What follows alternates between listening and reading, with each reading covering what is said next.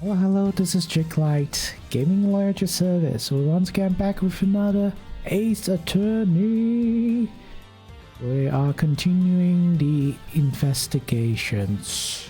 The second one. I hope everyone is having a good morning, good afternoon, good evening, and if sleeping soon, hope you have a good rest. But yes, it's been a while, and I'm happy to be back. We're gonna do some silly voices and everything and try to solve cases as prosecutor Miles Edgeworth. And yeah, I hope I haven't been rusty. But yeah, without further ado, let's just start. New episode, Turnabout Trigger. I absolutely have not played this one. Only played the first one when I was younger, and yeah. Oh, 3D. Here he comes! The presidential plane descends from the western skies. It's making its final approach and lands right on Gourd Lake. Gourd Lake? Isn't that the same one and only lake? Just listen to that crowd. Welcome, Drungfa. Welcome, Mr. President. Oh. And now, sir, your audience awaits.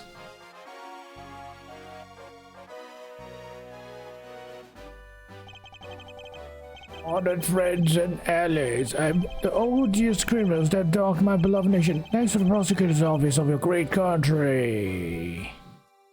Uh-oh. Oh no. You have our most heartfelt gratitude. However, friends, do not forget the battle against evil rages on. Here today, I make you this solemn promise. We shall crush the wicked with the righteous hammer of justice. Congratulations, you're the first. Mr. President! He's dead! Maybe not. Call the prosecutor's office. Get Miles Edgeworth on the way. If anyone can solve this, he can. Sure. Why do you call the prosecutor? You're gonna be calling police.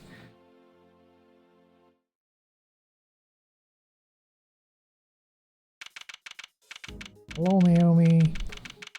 We just started. March 25th, 2:46 p.m. Gourd Lake Spectator Area. Is it just me, or it's more HD? Maybe it's just me. The news must be halfway around the world already. Oh yeah. You talk like Edgeworth. Oh man, it's been a while. Gumshoe. After all, it's not every day an attempt is made on the life of a nation's president. Oh, so... the president is not dead yet. My name is Miles Edgeworth, and I work as a prosecutor. Came as soon as I got the call. The moment the phone rang, I knew it was serious. Mr. Edgeworth. Oh man. Oh man, it's been a while since I do all voices and stuff. Oh, thank goodness you're here, sir. This is Dick Gumshoe, a detective with the local precinct. It's the one usually assigned to my cases. How is the president, detective? We still don't know, Mr. Edgeworth. The medics just boarded the plane a few minutes ago. I see. I hope he's alright. And I suppose you better show me the scene of the crime instead. Right away, sir. Hey, sir, yeah, you Ruffles. Oh, who's talking? Who's that? You're the prosecutor in charge of this here case, ain't ya? Wanna give you your first impressions and distract your escort? No comment. Detective Gumshoe, with me. Who's that? Come on now, Mr. Prosecutor, don't be like that. Mr. Edgeworth, wait for me.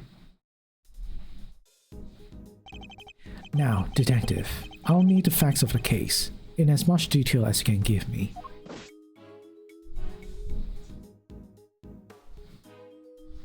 Damn. What is this guy? He's ripped.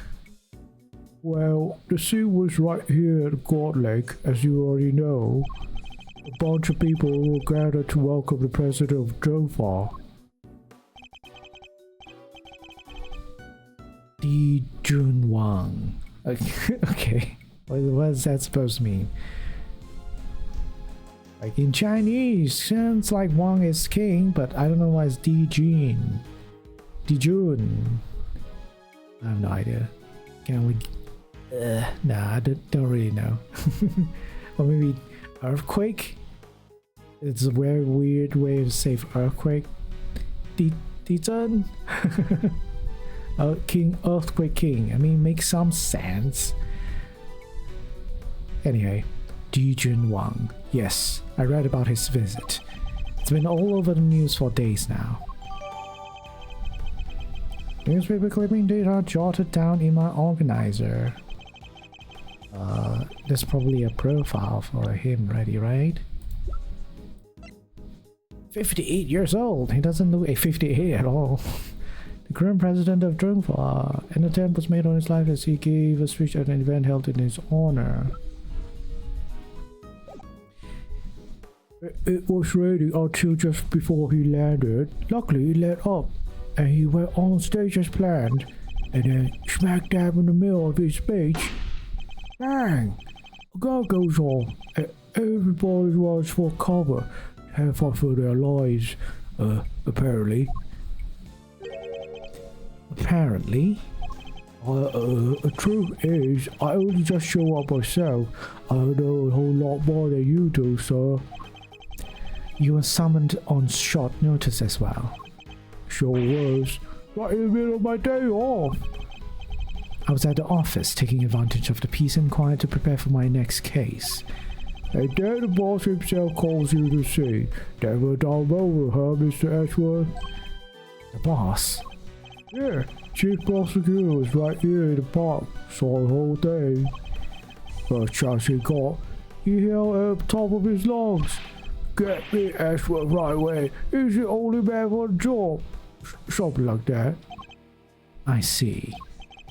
Oh, they called the perimeter of the park off as soon as it happened. You'll be happy to know. So our would-be assassin is still here somewhere. Good. Now all we gotta do is fire in the middle of that crowd before they strike again. You're right. I don't know what else our culprit might be planning. These people are in danger. We don't have a moment to lose. Let's begin with the basics. I search every inch of the crime scene for clues, no matter how insignificant they may seem. Precisely. The president was shot at, which means a gun was involved. That's our first clue. Okay. I mean, yeah, I guess. Security was tight. Alright, duly noted. Detective Gumshoe, how exactly was the security detail surrounding the president's speech organized? Well, sir, our officers were mainly focused on securing the perimeter of the park. The president's people took charge of the rest. He has his own team of bodyguards. See those guys over there? Maybe we should ask them a few questions. Hey, two bald guys with sunglasses. Who y'all do you think he reminds me of? Anyways, if I want to talk with them, I'll need to walk over and press space. Okay, let's talk to them. Can I help you? You're one of the president's bodyguards, correct? Could you tell me how his security detail was arranged during the speech? 2 of senior operatives were attached to the president. The rest secured the stage. This isn't our first rodeo. Anything suspicious to that crowd, we would go. What accent? I think, I don't know, Chinese accent? I would have spotted it right away, but I might immediately reach for the Russian accent instead. I see. So the president's security was tightly orchestrated for the duration of his speech. President security details on the march throughout the planting suspect. Let's investigate further. We should speak with other witnesses and continue to look over the crime scene. We can't afford to leave any stone unturned. So that's how y'all go about it, huh? Sure something, seeing the pros at work. Care to share a little about what happens to that information once you've got hold of it? Bystanders. This one seems persistent, but I can't afford to get distracted. Hey Ruffles, I asked you a question, dang it. What happens next? Well, we put all the information together and try to find connections, right, sir? Detective! Oh, don't be so hard on the poor guy. So, connections, say? What next? Well, I guess you say we connect the dots. Connect one piece of information to another. It's Mr. Edgeworth's forte. He's a logic master. I can view what information I have with Q, and then connect them with T. I should try it now. Just a quick press of Q, and we'll be off down the path of logic. Okay. The grid was tight for President Wang's speech, but he was still shot at somehow. Now connect them both to find out that there's something contradicting. Despite the president's high security, the perpetrators still managed to carry out their attack, completely undetected by a contingent of highly trained bodyguards, no less. No mean feat. This would have taken some serious planning. In other words, the assassination attempt was almost certainly premeditated. The president was targeted during his speech. A premeditated attack. That's the stuff, Mr. Ashworth. The old logic never fails, huh? Indeed. All we need to do is find the right clues and make the right connections between them.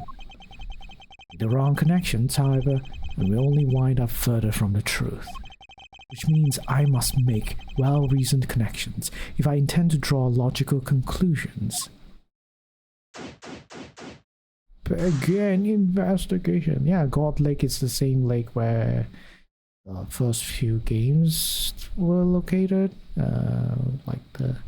There's the case of like the Larry Butts being there, and then there's the Loch Ness Monster or some shit. Let's get this investigation started. Time to examine anything that looks suspicious. Examine things. I simply need to walk up to them and press space. And if I wish to speak with a detective, I should use D. And I don't really need to, right? Also, what's this? It's a samurai blah blah blah blah. Steel samurai. No! I suppose it's you, sir, but there's no mistaking it. It's a steel samurai. The Steel Samurai, warrior of New Old Tokyo. It's a popular TV show. Old, young, it doesn't matter. It truly has something for everyone. It's me why they have a Steel Samurai balloon at a welcome party for a foreign president. It is a little odd. Although now that I think about it, what better hero to represent our nation? I must scour the scene and inspect anything that catches my attention. There's this thing here, obviously, there's a hole there. It's a flag of Zhengfa. The key motive is a blazing red phoenix. Wait, what's this? Something the matter, sir? You don't see it, detective. There's something unusual about this flag. Compared with the one on the other side of the stage, if you will. Oh, that's a beauty right there. Just look at it flapping it away. It's immaculate. Exactly. Which is how a flag should look. And yet here we see quite a different picture. One thing in particular stands out, don't you think? Right, of course. I give up. Come on, spill the beans. You can lead a horse to water. I'll just have to move the cursor to the problematic spot and highlight the difference with T. Take that! Look closely. Do you see the hole? Whoa, look at that. You're right, sir. And note the burn marks around the edges. There's a bullet hole. There's no mistaking it. A bullet hole? So you say a bullet went through this flag? Okay, right at the stage, pierced by a bullet.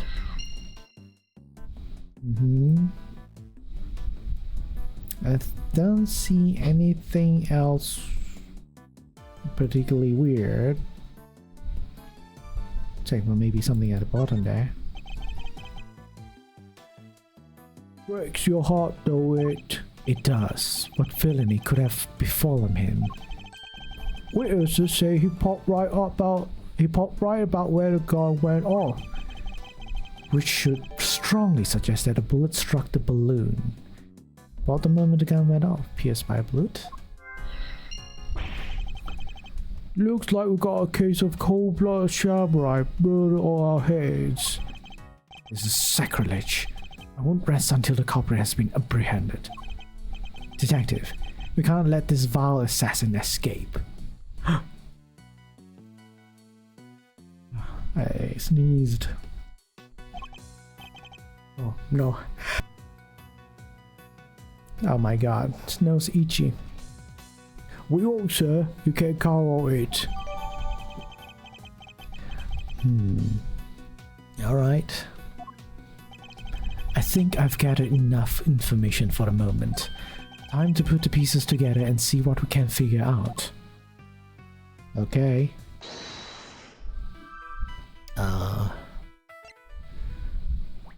Just combine these two together.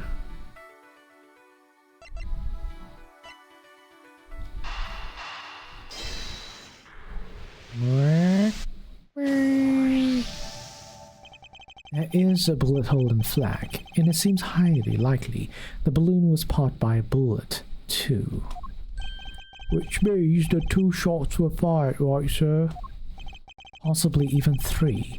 The president was shot as well, remember? Equally, the hole in the flag and the hole in the balloon could have been made by the same bullet. What we need to know is how many gunshots there were. That's simple. Alright, on with the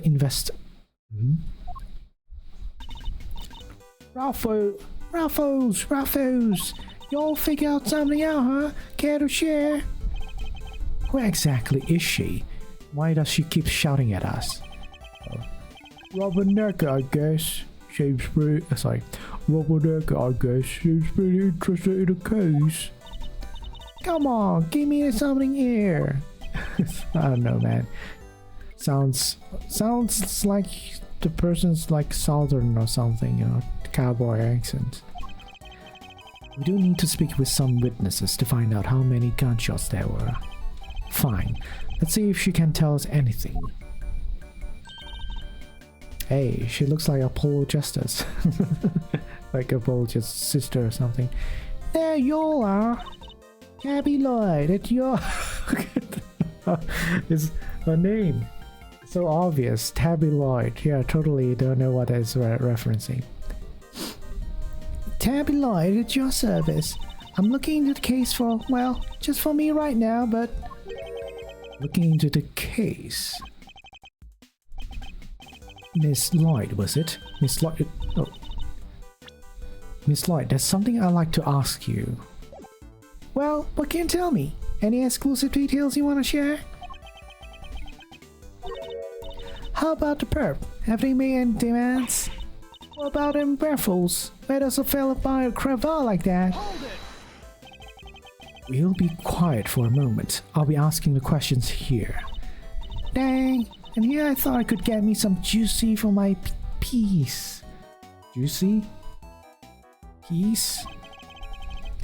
I need to know about the shooting. Can you tell me about how many gunshots you heard? Why, I most certainly cannot. I beg your pardon? I can't just be handing out leads for free. That's stuff's my livelihood. Oh, come on. Don't hold out on us. We all gotta share sometimes. Me? Hold out on you? Well, if you're all gonna be like that, I'll be moving right along. Goodbye. Wait. Wait for what exactly, huh? Huh? If you got nothing for me, I'm gone. Oh, fresh old booze here. Out of moves, huh? I wouldn't be so sure. What do you mean, Mr. Ashworth?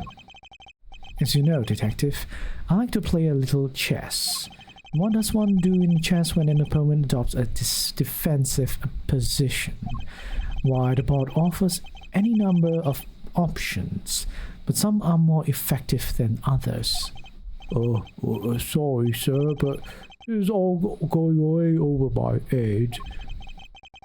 No matter how impenetrable an opponent's defense may seem, it can always be overcome.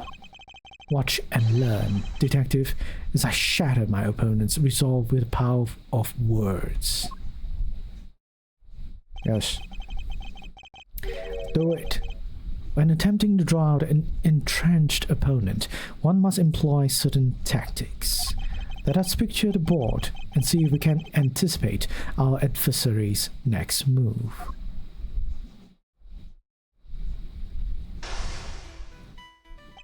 Now, we must analyze the state of play. You ain't getting nothing out of me until you give me something in return. Wait, why is this? Why are they actual chess pieces? New mechanic, I guess. My opponent has dug herself in deep. The defenses won't be easily broken. But I can't afford to try her patience by taking too long to plot my next move. In other words, I must be conscious not just of my strategy, but also of the passing of time. Said, I can't afford to waste words. Either in fact, it can pay dividends not to. My opponent gets too agitated. If you're fixing to ask me something, will you damage you dang well ask it already. I may be able to gain a tactical advantage by calmly biding my time. Then, when I see a crack in my opponent's armor, I pounce. I should begin by finding out what it is that she does. Alright, time to make my opening gambit. Hey, it's the title of the sequel. Prosecutor's Gambit. What is it that you do?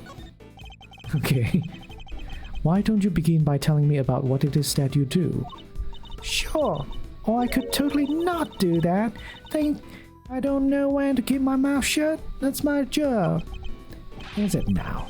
So do you do something you won't or can't tell anybody about? Shut up! I ain't no lawbreaker, if that's what you're insinuating. Yeah. But bide my time? I'm a law-abiding everyday citizen, and you got no reason to say otherwise. Forgive me, I meant nothing by it. If it's something you can't tell me about, I imagine it must be very important work indeed. Huh? Well, sure, I guess. Leastways, it will be once I bag me my first big scoop. What was that about scoops? Okay. I see. It's a scoop you're after. A scoop of ice cream, is it? So you're a journalist, is that correct? Yeah. Dang. Sure. I'm your friendly neighborhood reporter. You're hungry as cupboard on a beat. It's the mystery of what she does for a living solved. Perhaps our hungry young cub has gathered information vital to the case. Let's make that our next line of inquiry. Okay. With the opening moves concluded, the meat game approaches. What else does she have to tell us? Where's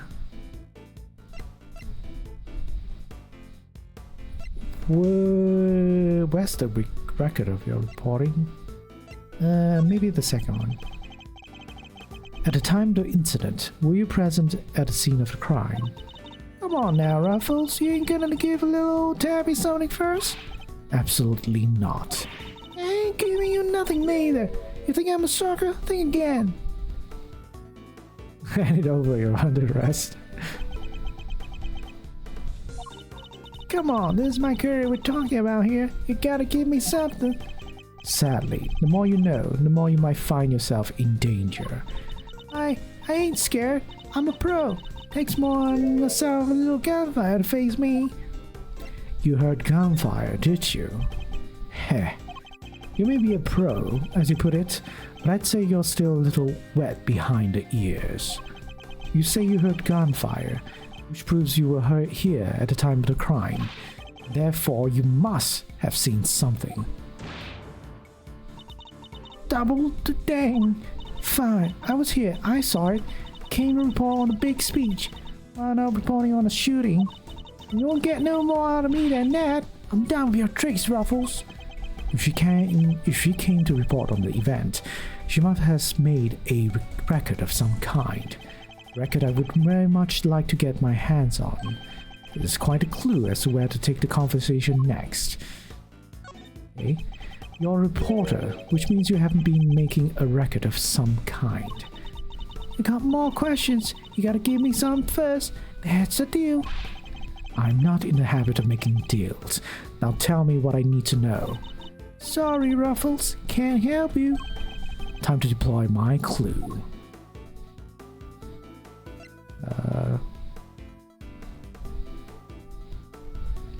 Bide my time? Because I feel like the chess piece symbols mean something, like I have to match it. Hey partner, this ain't no time for the silent treatment, yeah? You hear? I'm a busy woman. Yeah, seems I misjudged that one. Oh, okay.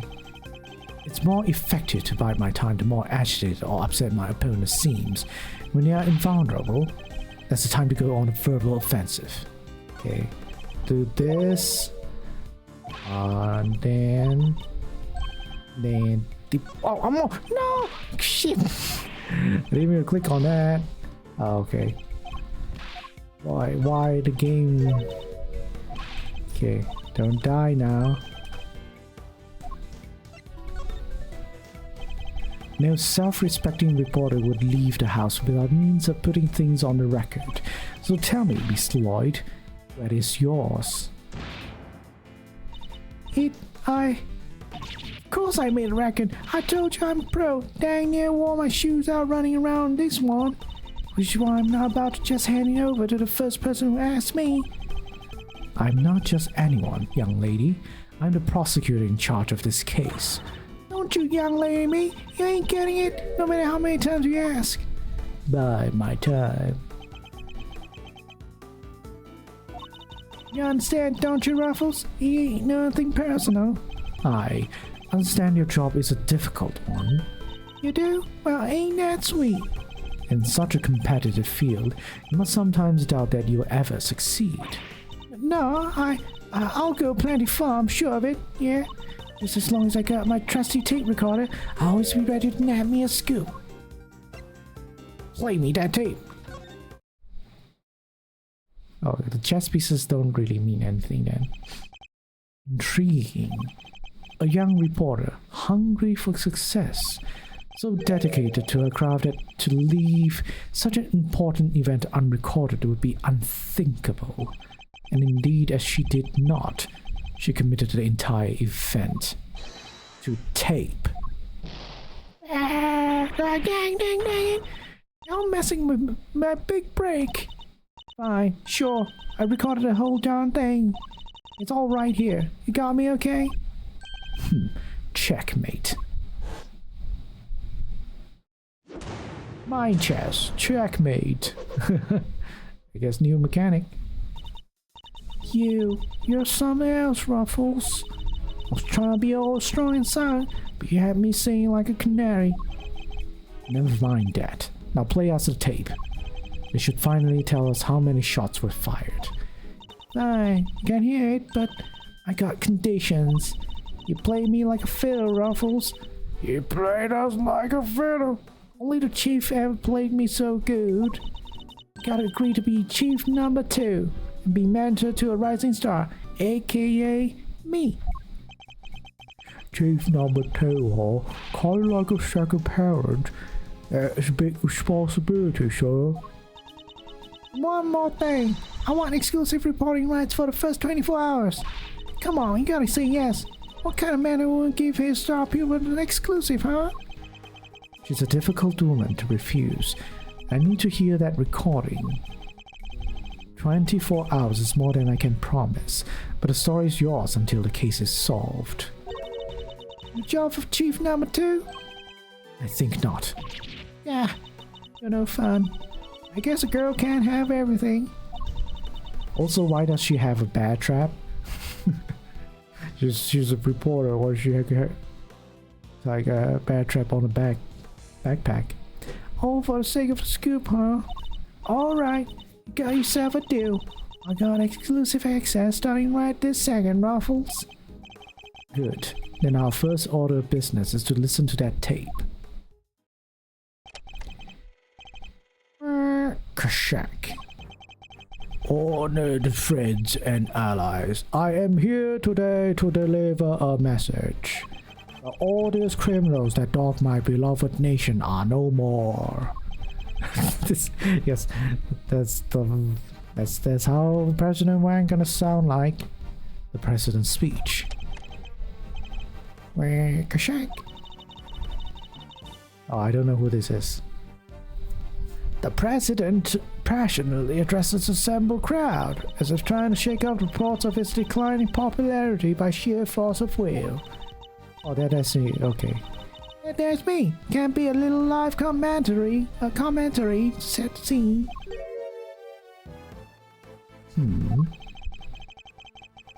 Meaning is scheduled for just after speech, correct? He seems pretty pleased to be able to put the whole Yatagarasu situation behind him. As well as he should be. This is a great day for all of us. Wait. Oh, so it's not her. Damn. Whose voices are these? Oh, there were these two old guys standing right in front of me. They were whispering away to each other the whole darn time. I know their voices from somewhere. Wait, the part where the guns go off is right after this. Kashak. President thrusts his fist in her ass. The excitement reaches fever pitch. The battle against evil rages on. Here today, I make you this solemn promise. We shall crush the wicked with the righteous hammer of justice. What the? So two gunshots can be heard. Clearly heard. So, 2 shots were fired. Yup, and that tells something? Something very important indeed. It allows us to introduce the trajectory of one of our bullets. One of the 2 shots fired, one hit the president, which means the other must have passed through both the flag and the balloon in that order. Which, as you can see, allows us to deduce the position of our shooter. Only possible place from which a bullet could have been fired through the flag and into the balloon is somewhere, I guess, like here. Take that! Here. Yes, there's no doubt about it. This is where our shooter was standing. You sure about it, Rebels? What you always about to fail. He takes the evidence, puts it together, uses his logic, and bam! Out comes truth every time. Can't wait to hear lots about this one, sir. Do it, sir. One moment. Yes, It's alright, Raffles, we all make mistakes. Yeah, I picked the wrong spot. 2 bullets were fired. We know that for a fact. We draw a straight line along the path of each bullet. Our 2 lines should converge on a single point, the point where our culprit was standing. I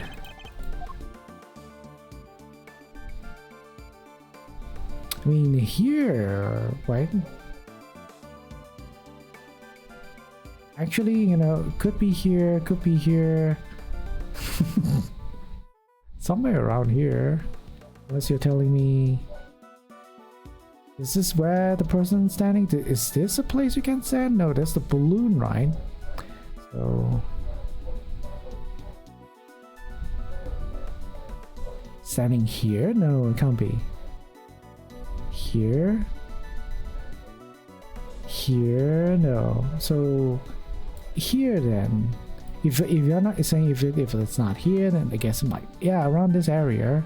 Somewhere here then. Take that. Oh yeah, okay. Drawing a line between the flag and the balloon gives us a trajectory of our bullets. It places our shooter on the left-hand side of the spectator area. Yeah, I was right, just not further away. But yeah. You're tedious, Mr. Ashworth. Detective Gumshoe, I'll need to examine the left side of the spectator area. Roger that, sir. So you need me to clear all those people out of the way, I guess. I do. What evidence remains to be found may already be deteriorating, so I'll need you to be quick about it. Oh yes, sir. Oh, wait. No wonder, so weird. This time I haven't been able to see chat. On my phone at least. I'm like, okay, now I look at my OBS like, okay, nobody actually messaged. A bit. Yeah, let me do that first. Hello, Hawks. Oh no, that's oh okay, not too long ago.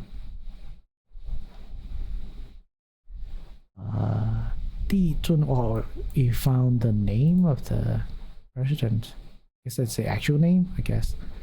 So yeah, it sounds like earthquake. Don't know why earthquake though. But anyhow, let's go back here. Yeah, sir. Chief, hey, I'm talking to you. Chief. I suppose you mean me, Miss Lloyd. I surely do. You gotta help me. Let me help out. This stuff's my forte. I'm the best crowd herder you ever did see. I'll prop, pummel, and push him wherever you like. A very kind offer, but I think a less hands-on approach might be preferable. Yeah, so she does, in terms of like how her dialogue script looks like, it sounds like she's, you know, in Texas or something. And interestingly, there was like a photographer character, right? NPC in the previous game that I also used their southern accent for. And she's kind of like a reporter as well. All reporters southernness or something. Anyhow, also about this chief business, I am nobody's chief. Whatever you say, Mr. Ashworth, sir. Your wish is my command. I somehow doubt that.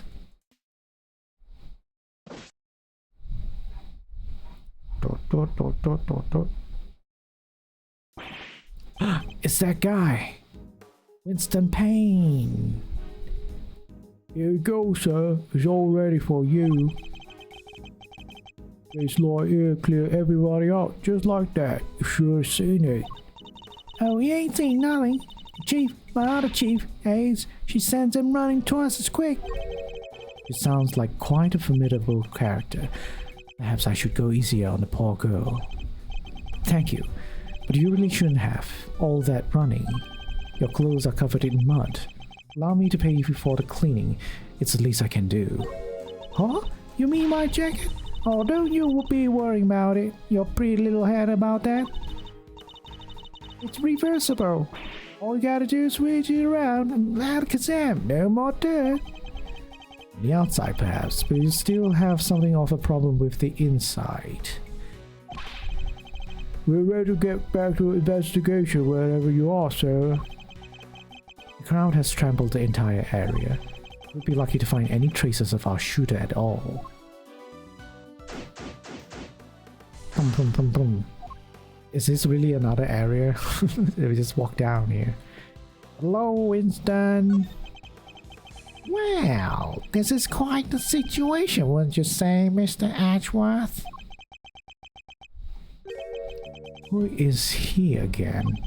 It's Payne, Mr. Ashworth, Mr. Payne.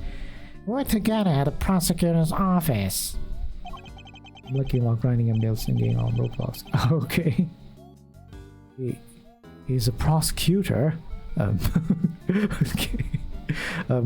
What brings you here today, Mr. Payne? What do you mean? Why, only an invitation of the chief prosecutor himself. His voice. I recognize it from the tape recording. Is he one of the men who was standing in front of Miss Lloyd? And where is this chief prosecutor? He had to leave, I'm afraid. He's a busy man. They let him, and only him, out through the cordon. So he had me summoned on short notice, and then left before I even showed up? Rude. Okay. That's I guess it's just a cameo appearance. I love related to use lab at the table as well. No, not really. I'm also not the kind that goes to the court. But hello, welcome. Adamander Prime. But let's continue. Let's look at the trash can. You even got to pick through the trash yourself. A prosecutor's life ain't easy, huh? Detective Gumshoe. Right away, sir. Faithful detective scrabbles through the garbage as the prosecutor looks on, his hands unblemished. Let's see now. Call to Papa, little treasures. Is he enjoying himself? Here you go, a popsicle stick. Gotta love the jokes they put on these. Detective. Sorry, sir. Relevant evidence. Huh? I think we got something. Good work, detective. Let's take a closer look, shall we? By examining a piece of evidence from all angles, we can uncover hidden details. We sure can. Just tell me which way you want it, sir. We can rotate the item with up, down, left. If you want, I can move it closer or further away too. I can use Q to examine an object up close and E to move out for the bigger picture. The way you spot something, just say a word. You can point out suspicious areas with a cursor and press space to inspect them more closely. Alright, let's see what we can discover. I guess there's nothing to interact outside here. Except for the thing, the logo, the clasp. There's a gun in there. You pick up the not really suspicious thing first. Okay, this is a document of some kind. Looks like the map of the area. Residential security plan, March 24th. Let's cover for Lakeside now. Eyes on this area. Look positioned in light of Knight's injury. Knight to immediately escort President to plane in case of emergency. Stay frosty. We know who might be in the audience.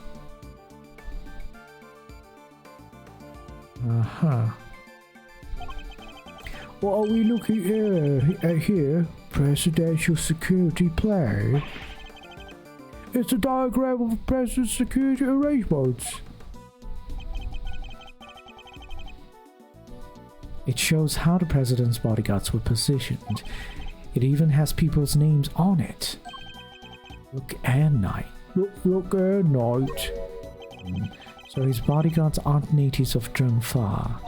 I heard he used some private security firm. But why not employ people from his own country? I know why not. Y'all want to hear a little Tabby Lloyd exclusive? You really know something. Sure I do. I was over at this embassy not so long back sniffing out a story. On there, one of my sources tell me that the president's got more enemies than got hairs on your head, including a bunch of wigwigs in the National Police Force. Interesting. so he's unable to trust his own domestic law enforcement.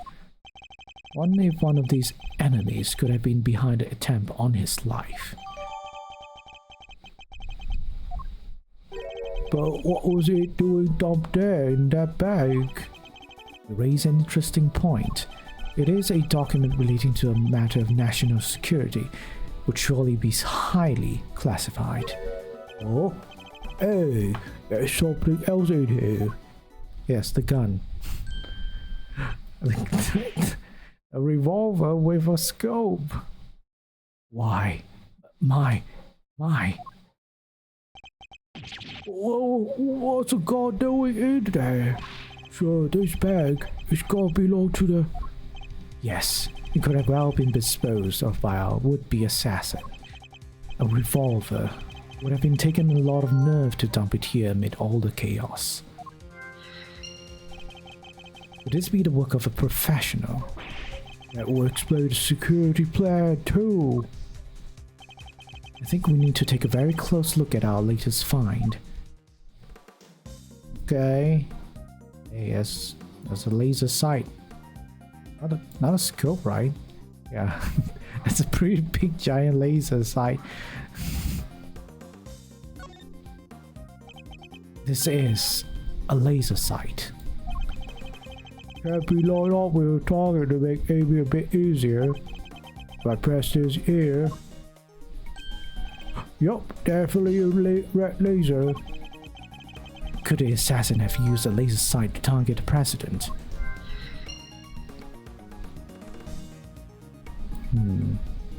Bullets. Two spent bullets in the cylinder, matching the two gunshots heard on the recording. That proves it. This must be the weapon that was used.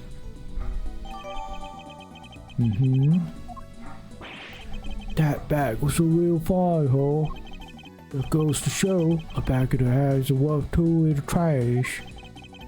Nice work, detective. Now, there's something else I'd like to ask of you, if you don't mind. I need you to take the bag and the gun to forensics and see if they can find any prints. Oh, it's a good set of fingerprints could really help this investigation along. Got the results for you, sir. That was quick. You bet it was. Told the detective was ultra super high priority. But it came out empty. And they check everywhere. Inside and outside, top to bottom, sir. Even took the bullets out of the gun and dusted them. I should have known it wouldn't be that easy. Okay, that was useless. Hey, cameraman. You're with one of the news channels. Yeah, can I help you? You must have footage of the event. Do you mind if I take a look? Wish I could help you, but that might be a little tricky. Hey, that's why is that, huh, pal? You got a problem with doing your civic duty or something? No, it's just that my camera was knocked over in all the panic, and I can't get it to work. That footage would have helped immensely. Oh, just all luck. Ha ha ha. Ha ha ha ha. What the? Who is this? You look like you need a little help, Mr. Edgeworth. I know that voice. Hey, it's her. Kay. How long has it been though? Is it not too long? She still looks the same. Honestly, I leave you alone for 2 seconds, but don't worry, your hero's here to save the day. That's right, the one, the only, Kay Faraday. Hero?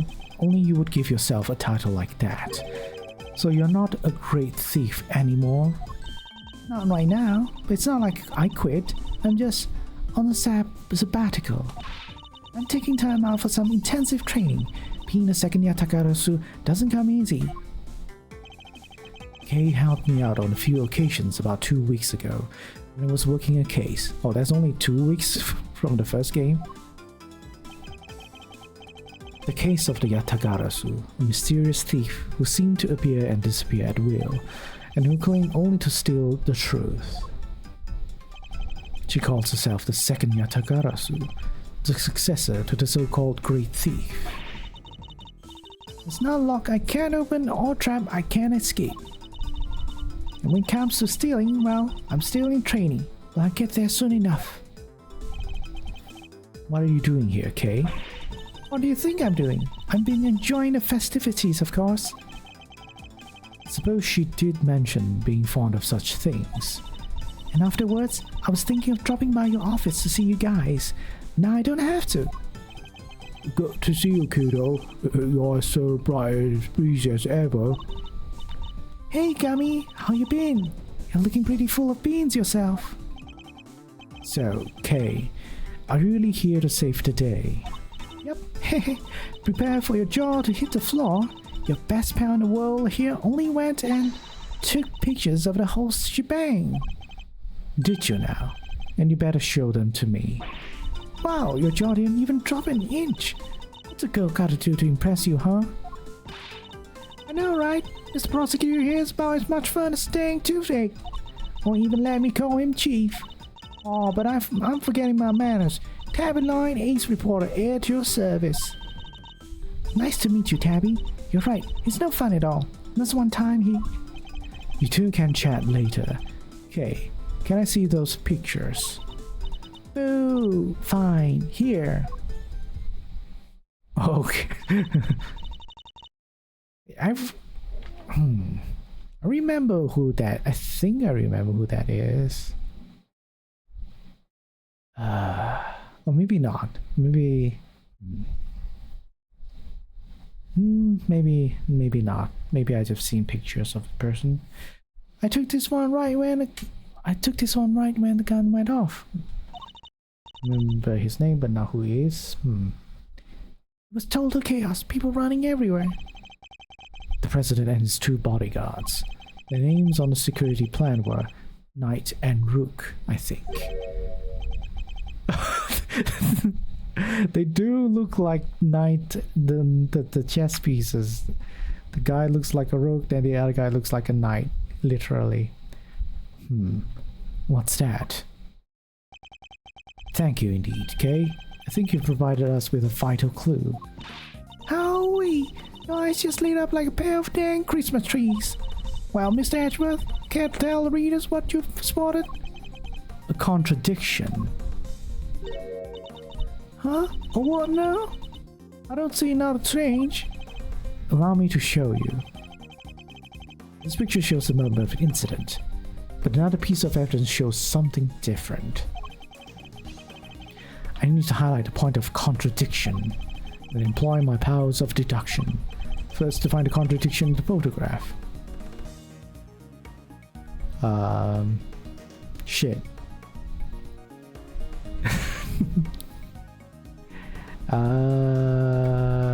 This one? Yeah? Yes, this is it. I'll simply press T to make my deduction. Now, to present the evidence that proves the contradiction. We got bullet drop in this Roblox game? Ah, okay. Can I actually do that?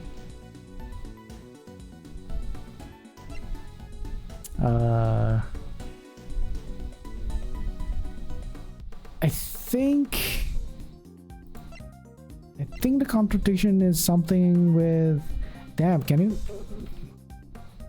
Something... I don't know, with the picture here? Yeah, okay, it's not the dot, it's not the red dot. Okay. But yeah. It's his face. Look closely at the picture of the president in this newspaper clipping. If you would, Miss Lloyd. Now look at Kay's photograph. Compare the two carefully. Huh? What am I looking for here? Well, I'll be... Indeed. There's something on the president's forehead. Something that wasn't there in the other picture. What is that? Some kind of birthmark? Yeah, guy's got a big red birthmark. Wait, that's a birthmark? I thought...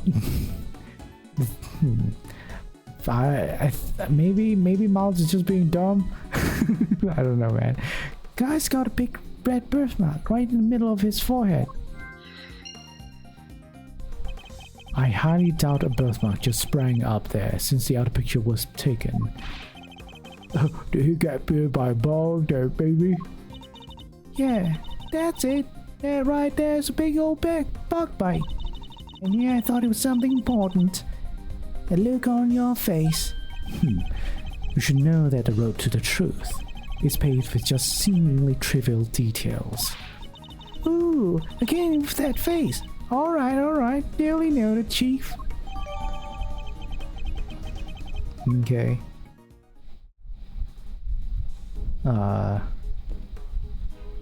Can I combine anything? This one and that one, right? It's obvious. Good chunk. Don't be dumb, Edgeworth. I've solved the mystery of the red birthmark. Really? So it was a bug bite? No. What we're dealing with isn't something that would itch for a day and then disappear. It is in fact the beam of a laser sight. Our killer was able to shoot a person square in the forehead. And shortly after this picture was taken, the second shot rang out. Yeah, that's gotta do more than itch. Indeed. I fear the president may be in even more danger than we thought. And that the gun we found was the weapon used in the crime.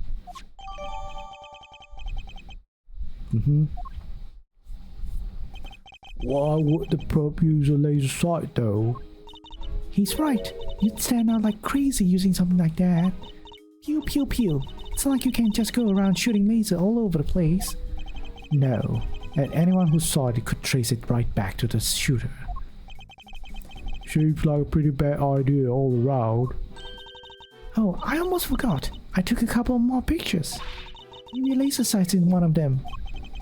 It's a long shot, but it's worth a look at least. Alright, Kay. Let's see these other pictures.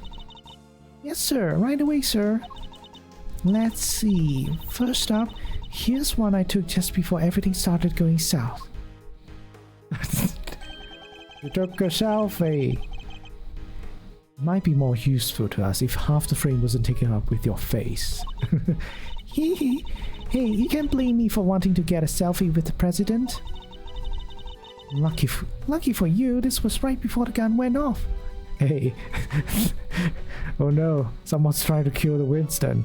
Is it? And this one I showed you before is from just after the first shot was fired. Repaint. The second shot came just seconds after this. Then there's... What's this? I can hardly see anything.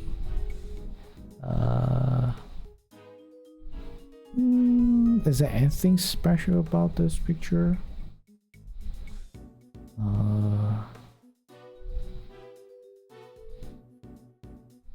Can't tell. Umbrella doesn't seem relevant.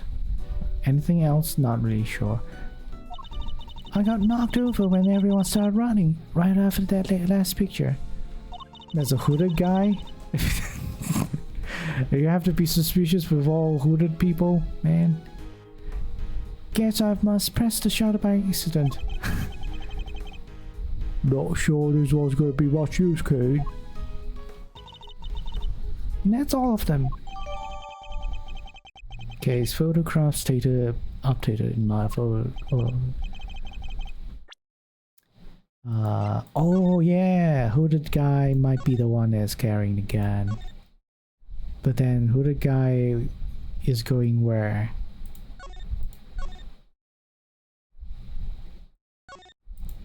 You know, it could be someone else with a laser sight, you know, they were just like playing with it.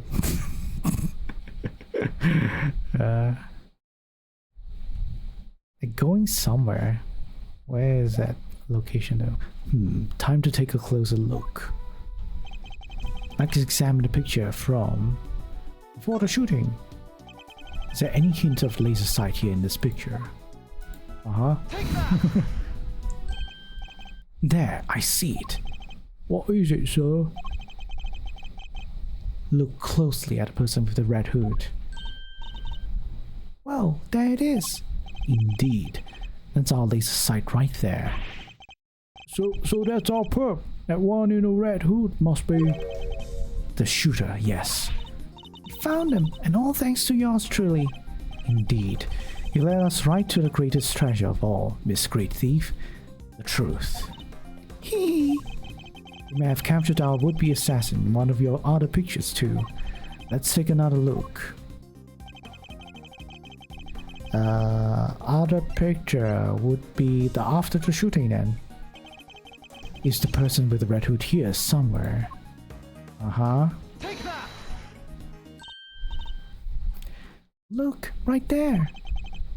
A red jacket. That must be our suspect. There must be some miracle happening, like even the third picture still has use, as an evidence. A red jacket. That must be our suspect. Yep. The only person wearing red jackets just so happened to be the only person wearing red jacket in this event. Looks like they took advantage of the confusion to make their getaway. Luckily, you can see exactly where they were headed. Ah, the Shamrai dog stand. Precisely. Which means they've escaped towards the right-hand side of the spectator area. Detective Gumshoe. Aye, sir. Consider it cleared. Good. I'm counting on you.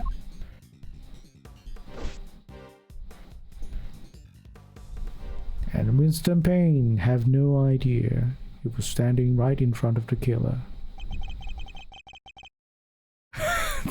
We have you now, my little Red Riding Hood. Edgeworth, what are you insinuating? Are you going to eat him?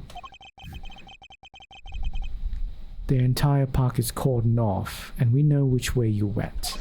Now it's simply a matter of hunting you down. You know, the story of Red Riding Hood, the wolf is a bad guy, Now, let us continue our investigation. There's evidence here somewhere. All we have to do is find it.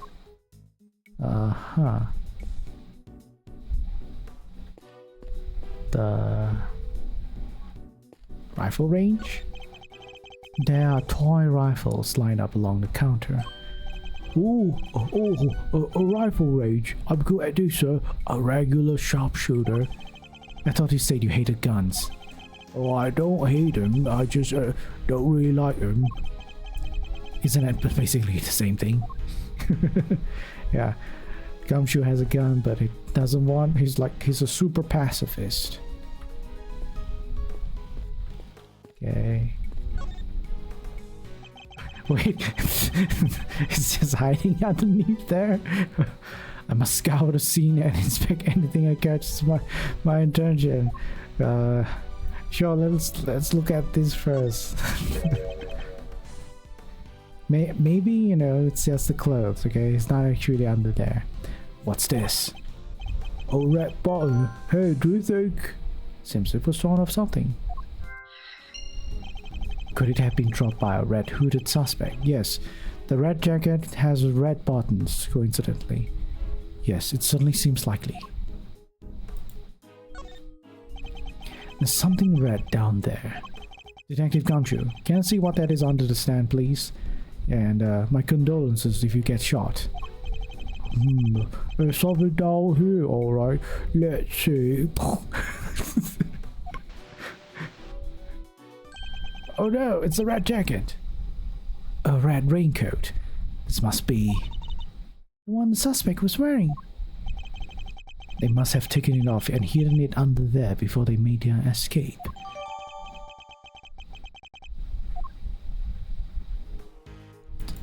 Examine it further. The sleeve, it's inside out. The button is missing too. Right sleeve is inside out, the button is missing. Yeah, okay. I'll just combine that, I guess. Because yes, red color means that they are related. The button we found seemed to have come from this raincoat. Why does a raincoat have buttons? I don't know. It must have been pulled loose when the killer took it off. Huh, the right sleeve's inside out too. It seems it was removed in a hurry, fast enough to tear a button off, no less. I surmise our assassin disposed of their gun back in the trash immediately after shooting at the president. They then slipped into the panicked crowd and moved from the left to the right side for the spectator area. This was because they knew the trajectory of the bullet would point to a shooter on the left side. Finally, they removed the raincoat and hid it under the samurai dog stand. The killer would have needed to get rid of the coat as soon as possible, hence its hurried removal. The fact that the right sleeve is inside out is a testament to how quickly it was taken off. Yup, and the missing button.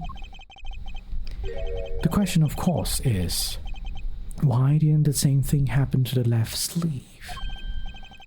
Oh yeah, only the right sleeve is inside out. Indeed, and the button on the left sleeve is still securely attached. So, what does this mean, Mr. Ashworth? If we are to answer that question, Detective, we'll need to inspect the raincoat in more detail.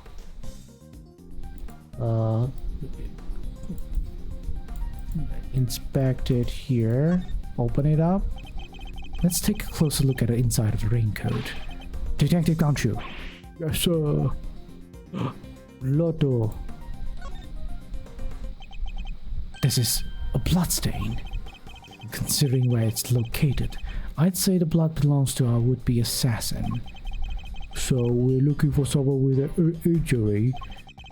Not just any injury, Detective. An injury on their left arm. Oh, how do we know that? It's simple. Right sleeve is inside out, suggesting that the suspect removed the raincoat in a hurry. Conversely, this left sleeve is just as we would expect it to be. Therefore, the suspect's left arm was never in the sleeve in the first place. And once we understand that, everything else falls into place.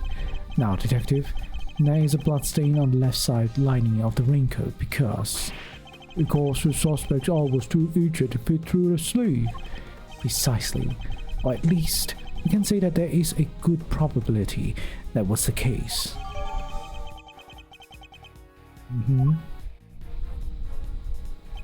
The pieces are starting to fall into place. Investigation complete. Detective Gumshoe, I need you to go and search the crowd for likely suspects. Yes, sir. Suspicious characters with injured left arms. Coming right up. You're even smarter than you look, Ruffles. Taking all them itty-bitty pieces and putting them together like that, you'll have your man in no time. That's Mr. Ashworth for you. The park is still cordoned off, so our would-be assassin should be in that crowd somewhere. Don't let me down, Detective Gumshoe. Also, might be the world's maybe exaggeration, but the world's worst assassin. About 20 feet, 3 to 7 p.m. Court Lake Special Area. Mr. Ashworth, we found someone who fits the bill perfectly, sir. We don't have an assassin, Gummy. Hold on, Kay. It's a little soon to be jumping to conclusions. For the moment, they're a person of interest and nothing more. Understood? Okay, no jumping. Oh, I think there's just... Now I think about it, about the bodyguard. Is there a picture of the bodyguard again? I guess not. The bodyguard looked like in a character from a previous game. I think it's from first trilogy, where the killer. Oh man, he was a detective. He is a detective, and he had yellow hair, spiky, some sort of a yellow spiky hair, but he wears this like a monocle thing. Yeah, looks like him, but I guess it's not. It's a different person. He's our shooter, sir. I'm sure of it. He's the guy who tried to take out the president.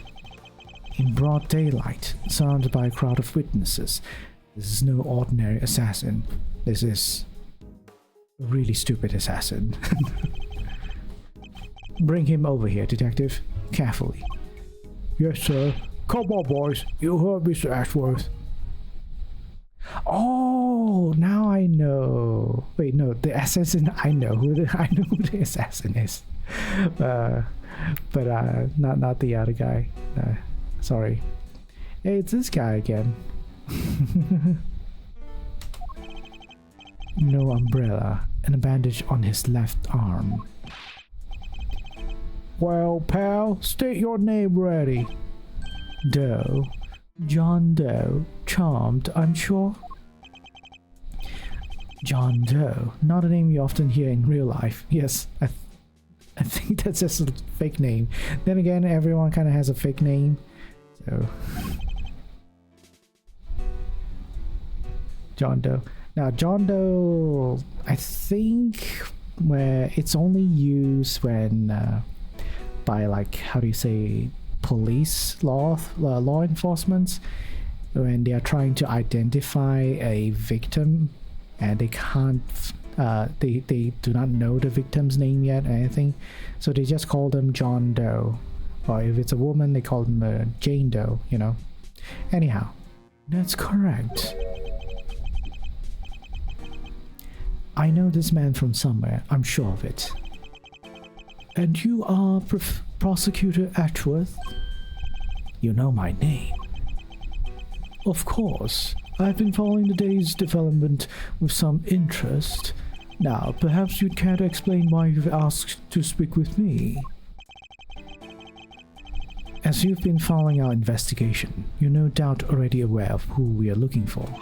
So let me ask you, do you recognize this raincoat by any chance? Forgive me, but I'm afraid I do not. I see. Well, I believe its owner to be the would-be assassin we are seeking. Oh my. Well, isn't that just shocking? What's with that ice cream, man? Is it just like supposed to be him, but in ice cream form? And this same would-be assassin happens to have an injured left arm, just like you. All I can tell you is that I had nothing to do with this unfortunate affair. The two adversaries stare each other down, their eyes like deadly lasers. Care to tell the readers what happens next? Oh, sure, no, that's what. A battle of words. A battle of words. Dare let him explain any further what he thinks this upcoming battle will entail. Sure, let the man blather on. The battle words, you never know if or where the other guy might be lying or just plain mistaken. I guess it's like, what, tutorial? If you spot an inconsistency in the statement of theirs, you gotta present the evidence that proves it. And to do that, I'll need to first open my organizer with E, then press D to present my evidence. What if there ain't no consistency? Oh my god. And what if there ain't no inconsistencies to find? Damn. That was like a slight tongue twister. There you just change tag. Press for more information and see what you can shake loose. Indeed. I can press my opponent with Q. Why don't you show us how it's done, Mr. Ashworth? Stepping up to bat, our nation's top prosecutor. Once I am able to quietly gather my thoughts, yes. Those deposition. I can understand why whoever wore the raincoat would be of interest to you, but you have no proof that this person is injured as you claim. My left arm may be injured, but I can still use my right. When it started raining, I simply opened my umbrella. No raincoat required. So, you contend that you were not wearing a raincoat, is that correct? It is, and is that so strange? Not everyone wears one, after all. I happen to prefer an umbrella. Team Raincoat over here. They're perfect for when a girl really needs to move. Heck, I don't use neither. Come rain, sleet, snow, shine, it's my trusty parka every time. Not exactly the line of inquiry I was hoping to pursue. So, you see, I'm not your would-be killer. And I'm not in the habit of making baseless accusations, Mr. Doe. Please, I'm just a simple ice cream oh my.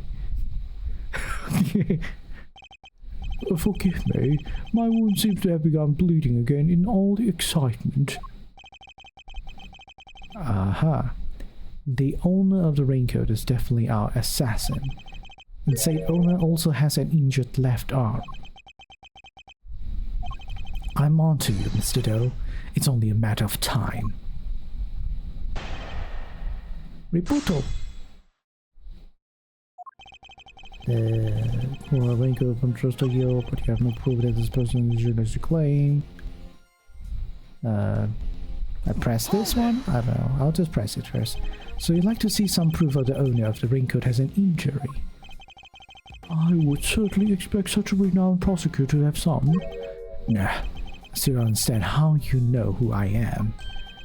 Come on, Mr. Ashworth, you're famous. He probably read about you in the newspaper. I have also been observing you and your work, lest you forget. I don't believe a word he says. If I can prove he's lying, we'll be one step closer to apprehending our shooter. Okay. Let's just present this. Objection!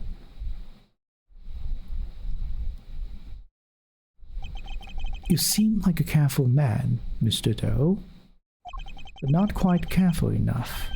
After all, you left something behind, something of vital importance. Yes, to observe in order to know how to plan his next move and not get caught close. I'm afraid you must have me confused with somebody else.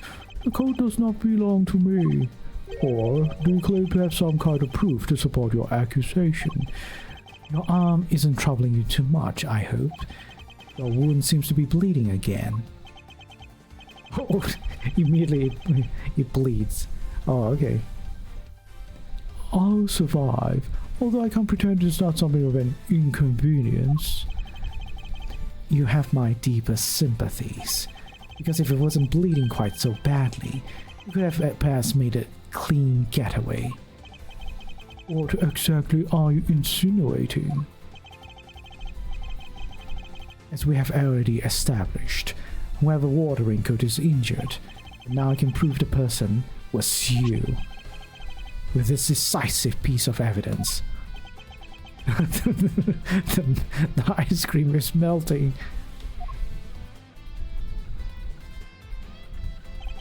You see, Mr. Doe, there is a small amount of blood on the inside of this raincoat. Blood that belongs to our assassin. Oh no! I flew back. Attempted murder of a foreign leader, causing a diplomatic incident, they'll throw the book at you. You can give us the silent treatment all you like, but we don't need you to talk. A simple blood test will give us the answer we require. All it takes is for us to compare the blood on your bandages with that on the coat, and that will be that. We have the evidence. Why don't you make it easier on all of us and come clean? I mean that you were the one who attempted to assassinate the president of Zhengfa. I am not your assassin. You're stubborn, I'll give you that. But if it were a game of chess, you would already be in a checkmate. Now do the honorable thing and admit defeat. He doesn't look like a man who has no moves left to play. Very well, you have me. I'll admit it, I was wearing the raincoat. He confessed. You say the word, I'll slap the cuffs on him right now.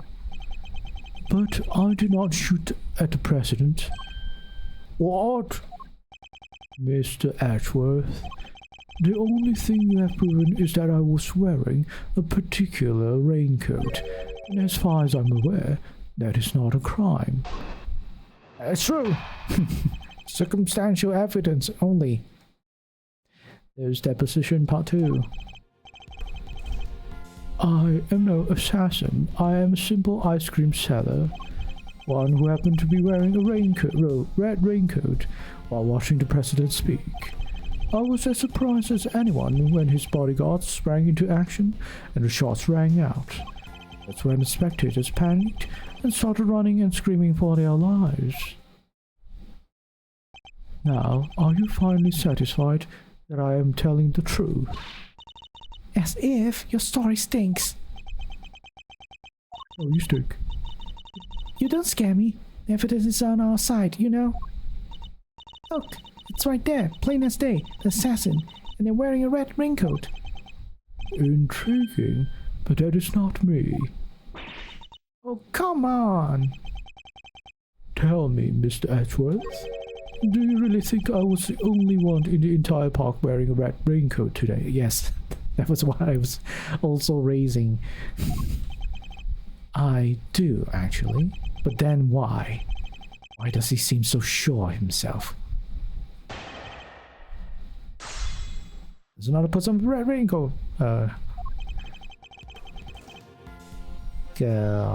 Press this. A simple ice cream seller, but a knowledgeable one, I assume. On the subject of ice cream, at least. But of course, ask me anything you wish. I don't know the first thing about ice cream. You know what the most important thing about making ice cream is, of course. Mr. Ashworth? Why, the most important thing about making ice cream is to approach it with a virtuous heart. And what does virtue have to do with anything? Without proper reverence for the craft, I'm afraid all you ever make are sweetened crystals of ice. There, I hope that you now see. I'm nothing more than an ice cream seller. Yes, I gave a very, very vague answer. That should suffice, right?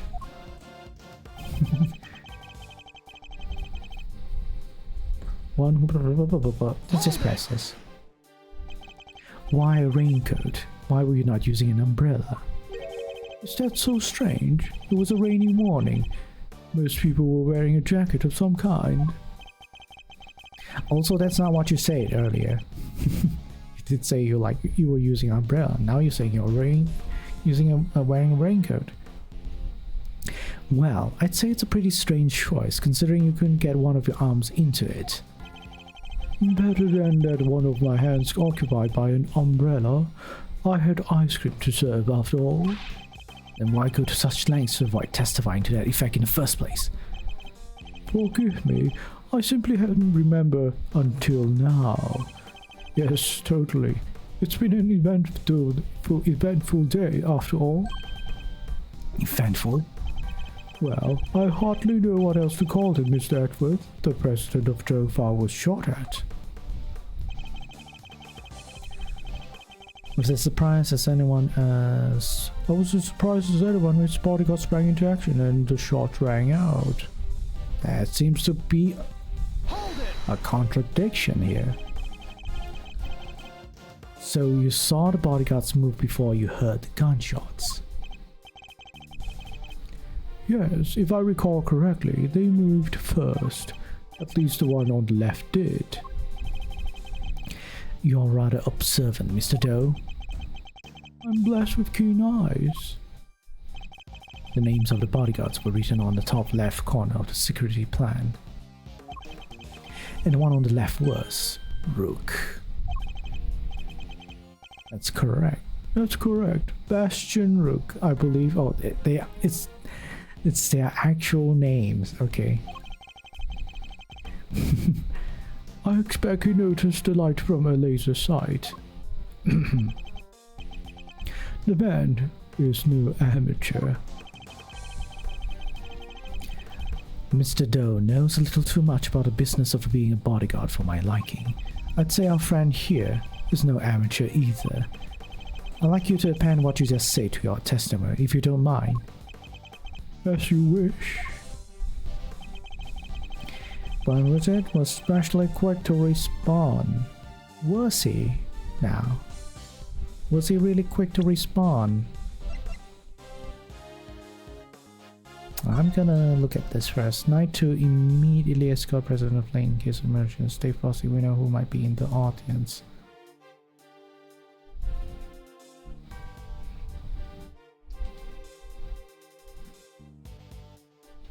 That sounds contradictory, right? Because Knight is supposed to be one that is like quick. Let's cover for Lakeside now. Other is on this area.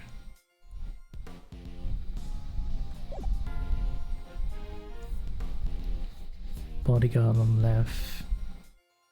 Actually quick to respawn. Or is it the picture? Because the picture seems to show that both of them immediately responded, right? Or not? But yeah. It's either these two. I don't think there's another evidence that points this out or anything like that. So I would have to say photograph is the best way to prove that they both simultaneously went together, perhaps? I don't know. Let's just try. It's not. No! Can I skip? This is not happen. It is. No. Okay. Well, it's one of my choices. So if this is not the one, I'll see if it's the other then. This one. Okay. As I suspected, you are more than what you claim to be, Mr. Doe. You overestimate me, Mr. Edgeworth. Oh, then tell me how a simple ice cream seller knows one of the presidential bodyguard's names. What? You chose, surely. You were the one who spoke their names aloud. Rook and Knight, was it? Oh, okay. I didn't catch that actually. We only know those names thanks to the security plan. But look closely, only their surnames appear. Oh yeah, he did say Bastion Rook. Ah. Yet we all clearly heard you say the name Bastion Rook. How did you come to possess such information? Information we ourselves didn't have. Seems pretty darn suspicious to me. Well, how did you know? Explain yourself. It was merely a slip of the tongue. Not a lie. He is the assassin, just like we said. Oh no. The ice cream is getting angry. Calm now, miss. It's a little soon to be jumping to such conclusions. I did know their names, yes. And the reason for that is... Well, I know Mr. Rook. He and I are acquainted. What? We have something of a connection. His name is... His is a name I could never forget. You think we're stupid, pal? Stop lying. I'm not lying. I am, as I've always been, a simple ice cream seller. And an acquaintance of Bastion Rook, yes? And I suppose Mr. Rook will confirm that. It should be easy enough for him to remember his good friend, slippery ice cream seller, correct? Please, you are more than welcome to ask him, although I think that might be difficult right now. I imagine he's rather busy ensuring the President's safety. But suppose you are able to speak with him, and he does deny that he and I are acquainted. How will that help you prove I was the shooter? If you weren't the shooter, why take off your raincoat? Because it was no longer raining. In fact, it had grown quite warm. I better let my room breathe, no? Would you rather hide it, let it fester? Nah, he's actually going to worm his way out of this. Jump. What are you waiting for, Mr. Ashworth? Hurry up and arrest the man. He's clearly guilty. If I were you, he'd be in jail already. You might be willing to arrest a man without sufficient proof, but I am not. No, come on, Mr. Ashworth. There's got to be something you can do. Shocking scene here, as the culprit seems all but certain to escape justice. It seems the court of public opinion has spoken. Very well. As I will clearly be viewed with suspicion no matter what I say, I might as well share what I know. What you know? What is the angle here? I saw them. I saw another person with a red hood. Are you kidding? It's the person you captured in your photograph. I first noticed him just before the president's speech began. It was still raining then. The outfit was the same color as I own, which is what drew my attention, as did the laser beam that was aimed directly at the president's head. It's claiming there was not a red-hooded person. Preposterous. I knew that if anyone saw me dressed similarly to this individual, I could fall under suspicion myself. And so naturally, I removed my raincoat. So not only did you see the assassin, but they were wearing exactly the same thing as you. How very convenient. I had thought you might find it far-fetched, hence my not mentioning it until now. I know you law enforcement people are very skeptical types. You would never believe me. Especially not if I had said that the shooter was standing right next to a certain prosecutor. Well, I know you don't need me. I wasn't even summoned until after the shooting. No, not you, Mr. Ashworth. Your colleague over there. Huh? Me? Yes, the photograph will prove it, I'm sure. Oh, dang. Well, it's not exactly red, but I guess you can say. You see, right there, in front of the person with the red hood. Yeah, that's me, yes, but what exactly are you saying? What's this endgame here? As I mentioned, I have been following your investigation with some interest, Mr. Ashworth. While pondering the details, I noticed something strange. Strange? What exactly? Come now, a man of your talents should be more than capable of spotting a contradiction such as this. I'm afraid I don't follow. The picture shows the chief prosecutor, Mr. Payne, and the shooter. But there's nothing weird about that, is there? Think carefully. The picture was taken right in the middle of the president's speech. One of the other pieces of evidence you've gathered is inconsistent with what we see here.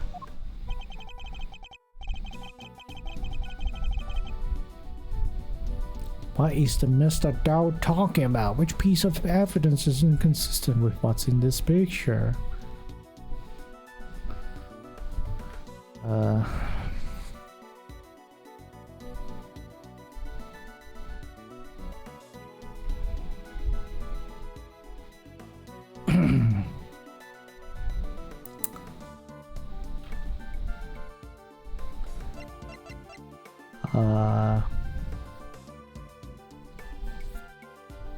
What is not consistent?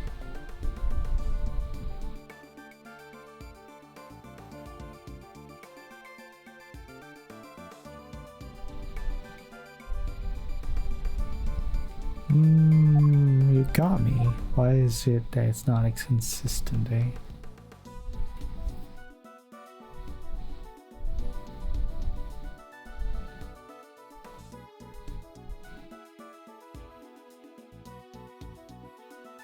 The laser? Can't be this. I don't think this is the picture and no.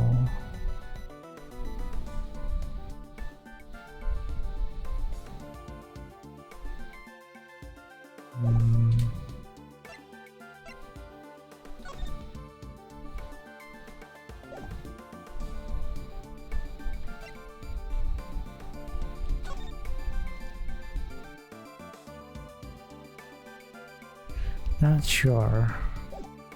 Could be something about the picture.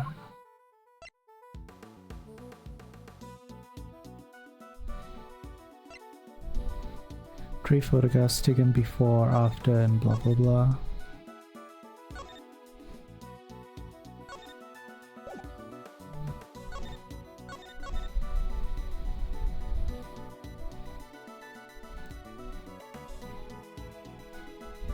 Dun, dun, dun, dun, dun. Dun, dun, dun, dun, dun, dun, dun. Huh, the gun? I don't think it's a gun.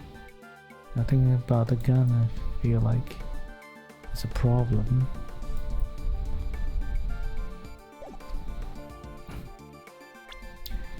One of the pieces of evidence you've got is consistent.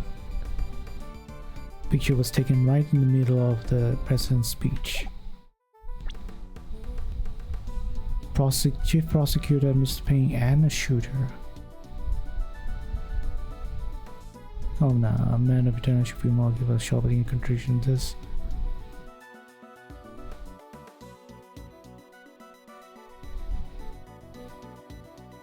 I will prove it, I'm sure. You see right there in front of the person with the red hood.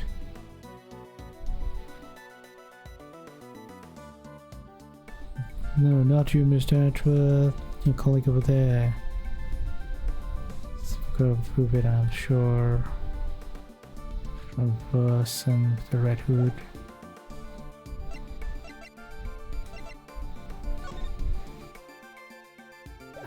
I'm gonna guess it's pictures, but I'm not sure. Take that. If I'm honest, I'm entirely sure why, but I think the oh no, it's wrong. Are you sure you really want to go repressing? No, this is not happening. I withdraw the evidence. I think it's a little too late for that, don't you? It's never too late. Chief Pronost in the red coat. The president is in the middle of his speech here. Think carefully about this moment in time.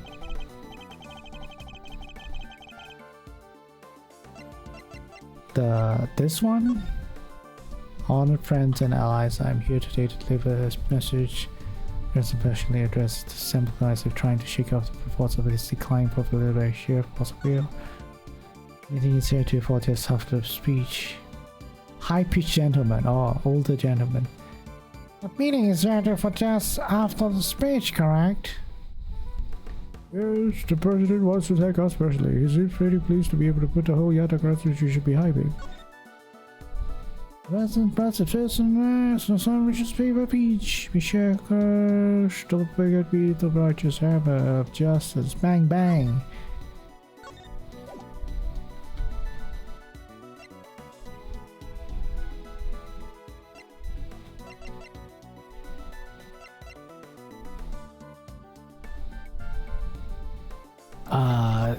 With this one, are you saying that the picture depicting the security plan seems to indicate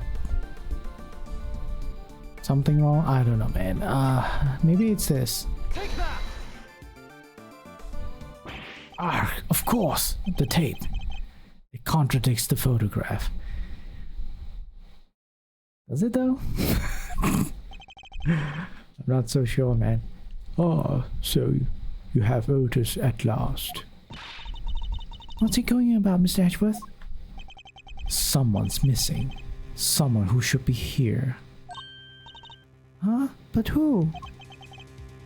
Who indeed? The person who is missing from this photograph is... Wait. Wait, are you saying... Is Tabby Lloyd missing? Take that! Huh?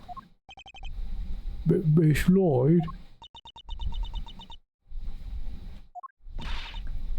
How do you figure that? Mr. Payne's voice can clearly be heard on Miss Lloyd's tape, considering that he was conducting a private conversation with the chief prosecutor.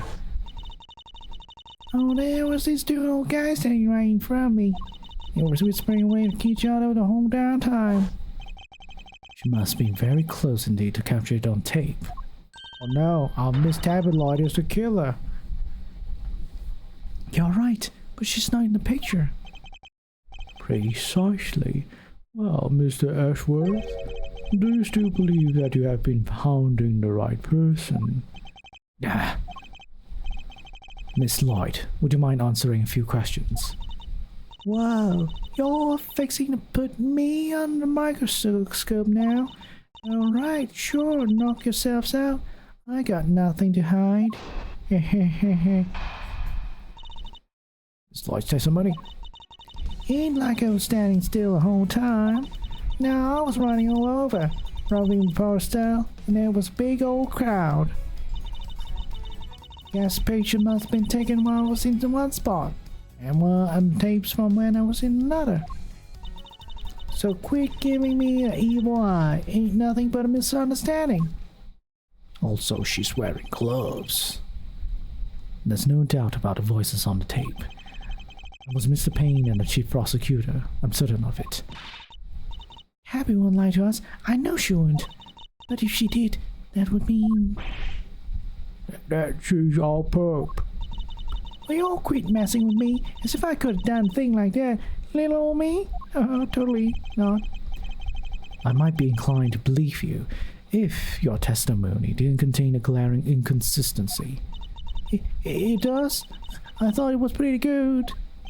Seems I have no choice but to present her with the evidence and expose the contradiction.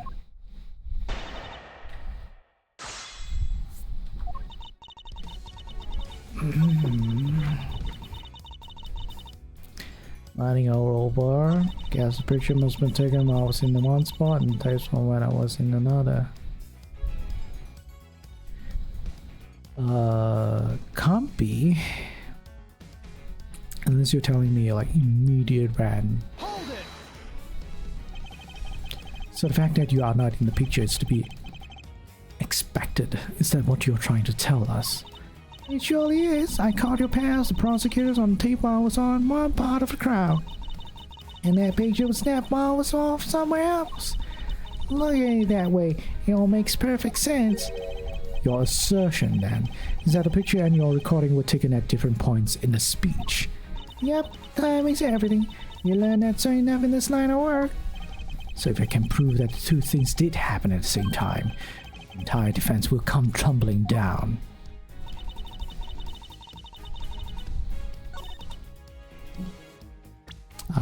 So I either present...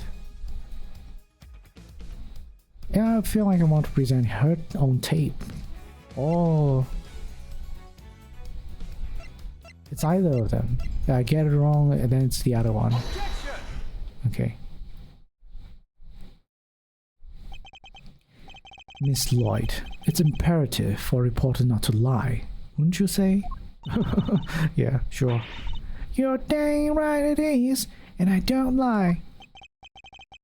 And yet, the photograph and the recording were definitely taken at the same time.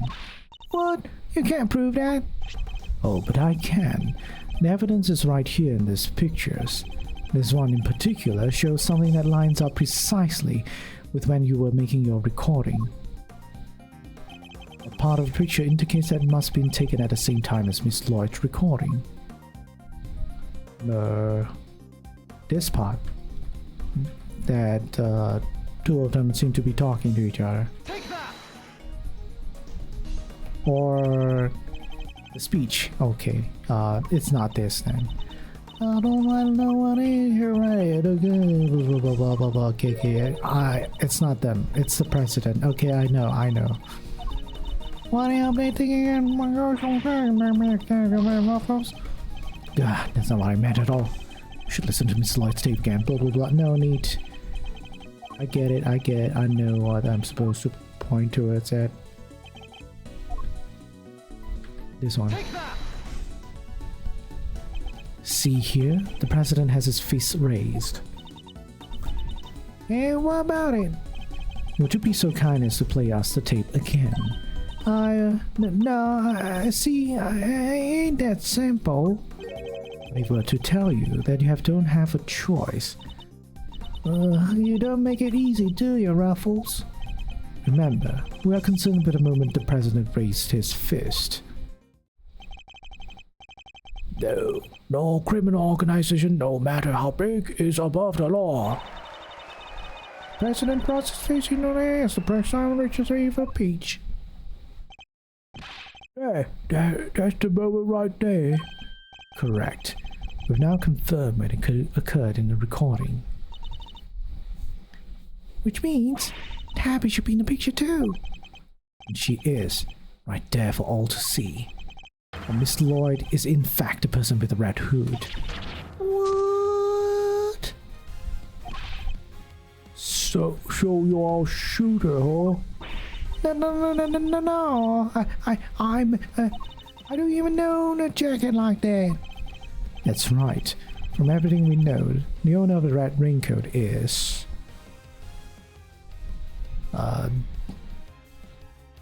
John Doe? We have already proven that the raincoat belongs to Mr. John Doe. You, Miss Lloyd, were wearing something else. Someone also happened to have a red hood. So there were two people with red hoods all along? Indeed. Mr. Doe's last statement was true. Wait, we only found one raincoat. Where's the other one? Our ice cream seller never mentioned a raincoat, only a red hood. So tell us about your jacket again, Miss Lloyd. Huh? This old thing? Well, the best thing about it, like you say, is if you get mud and such on it. Only if you look at the laser position, red hood can't be next to paint. It's reversible, see? So you just turn it inside out. Just as I thought. The inside of a hood, it's red. That's right. And when the incident occurred, it's the side of the hood that was visible. Oh yeah, you can only see... No. So the entire inside of the jacket is red. Okay. Oh, what's going on here? What were you really up to, huh, pal? Wait, I never even wore it that way around. Perhaps if you would allow us to examine it, we could confirm that for ourselves. And you're gonna confirm that how exactly? It was raining right up until the president's speech, correct? And much has been established already. And as you already said, heck, I don't use that. Come rain, sleet, shoulder by trusty Parker every time. If you haven't reversed your Parker since the rain, and the inside should be dry. Well, wait a sec now. I got this big old backpack on, see? So I can't take off my jacket. Yeah. Maybe I could show you all some other time. Uh-huh. You think you can excuse that wig's gonna wash with Mr. Ashworth? Oh. Well, what are you waiting for? If you're innocent, take it off and show us. It wasn't me, I swear. I never shot a dang president. I could never. If that's true, Miss Lloyd, your best option is to cooperate and tell us the truth. Is there a particular reason why you chose to wear a parka with a red hood here today? I'm sorry, Ruffles. It's something I never told you. Something I couldn't. I'll come clean, I promise. Just go easy on me now, you hear? Objection. Who said that? Hold your horses, little super eggy. It's this guy, okay.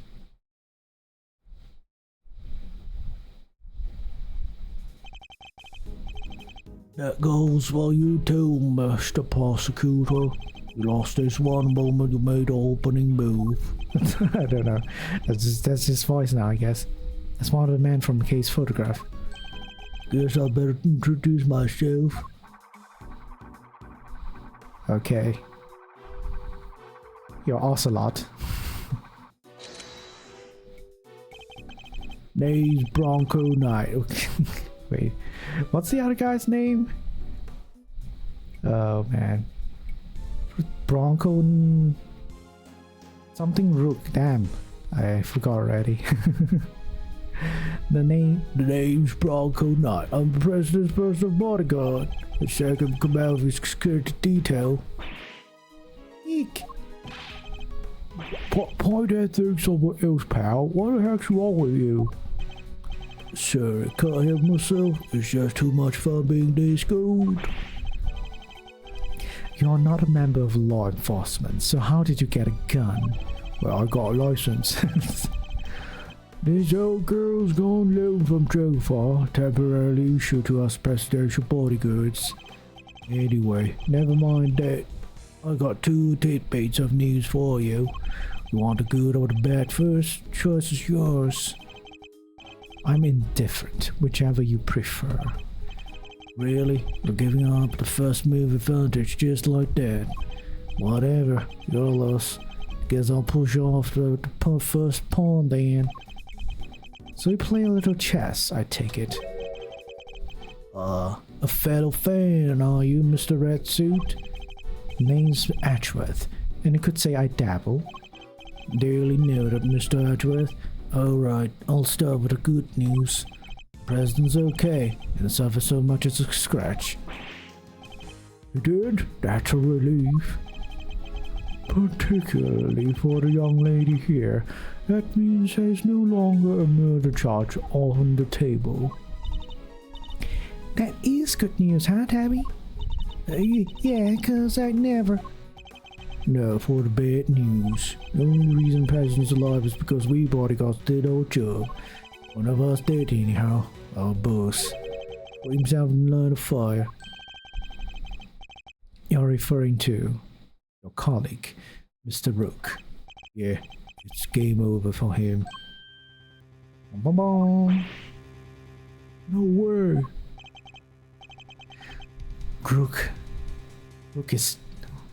Rook is dead.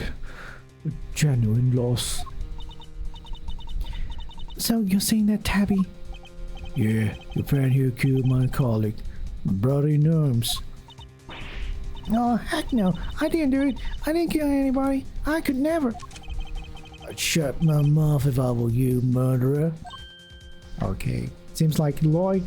not Lloyd is not the murderer. It's this guy with the neck brace.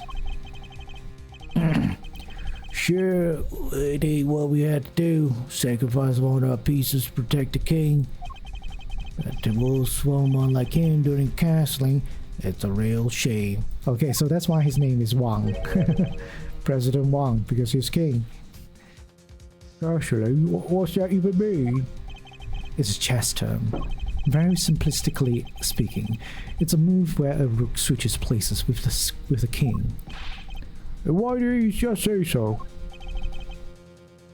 Mr. Knight, was it? Yeah, what? We'll need to see the victim's body right away.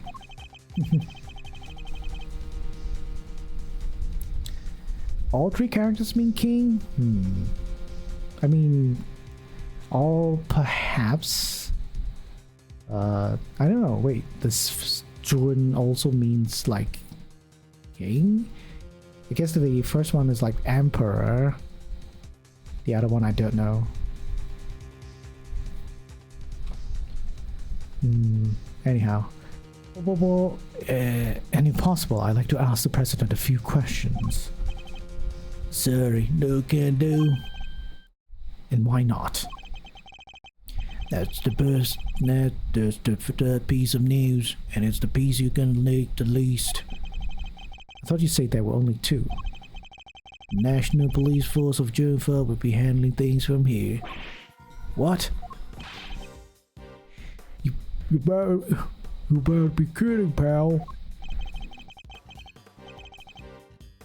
This investigation was assigned to us. We're not about to hand it over. You're the Edgeworth, right? The one who solved the other girl's case? The president mentioned you. I'm honored to have warranted his attention.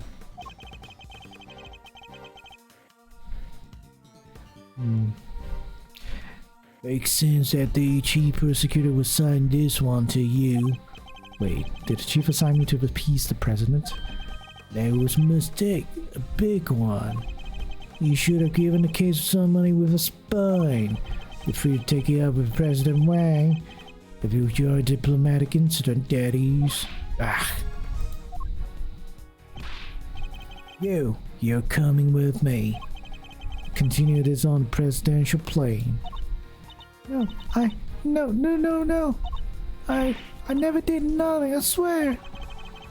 Can do this the hard way if you like. In Jungfa, justice served one way or another. Ruffles, come on. You gotta help me out, please. It's Lloyd. She was the one in the red hood. There's no denying that now. I can't help feeling we still don't know the whole truth behind this case. I'm innocent. You gotta believe me.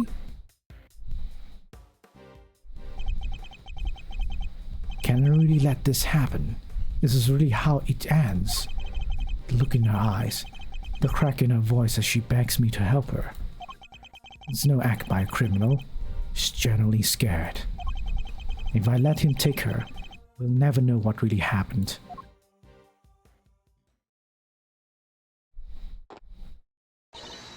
Yeah.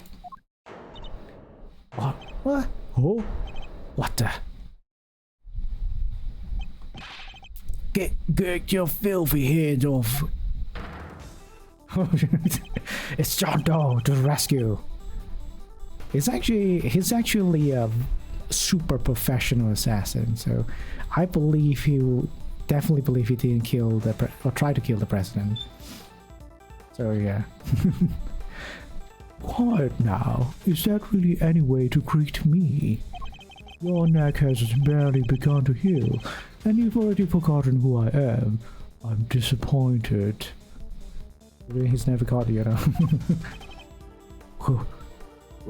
It's you. Ah, so you do remember. What do you think you're doing, pal? Put the knife down and give it up. You got some nerve putting stuff like this in front of a bunch of police officers. Don't even think about it. You don't stand a chance against this guy. Who are you really, Mr. Doe? Let's just say that I'm no simple ice cream seller. Guys, bro, a hitman. His name's Shelly the Killer. Yeah, yep. Shelly the Killer. Literally, there's a shell symbol in it he's wearing. The Killer? I know him. He's not a legal professional in the country who doesn't know that name. A mass assassin capable of taking down any target, any place, any time. This isn't the first time our paths have crossed. It's been too long, Mr. Edgeworth. But of course, this is the first time we've met face to face. You're the assassin we've been looking for? In a sense, yes. A certain someone did indeed hire me to carry out a contract. And that contract did indeed specify that it was to assassinate President Wang. I swear I've seen his picture in one of my old files before, but... how could I have been so careless? My bandage proves useful for bringing a knife into the park undetected, but I miscalculated certain other regards. I got poked by my own knife. He didn't bring a gun. Now, shall we play a little game, Mr. Knight? I know how fond you are of such diversions. The stakes must be high in order for it to be fun, of course. Shall we wager? Say, your life. What did you want from me? I would like for you to allow Mr. Edgeworth to remain in charge of the case. He what? What are you up to, Tequila? I would simply like our mutual friend to see things through to their conclusion. Huh? But why? Ashton Rook was a man of great skill, one with whom I felt a certain connection. Okay. What that connection may be, I let the audience ponder.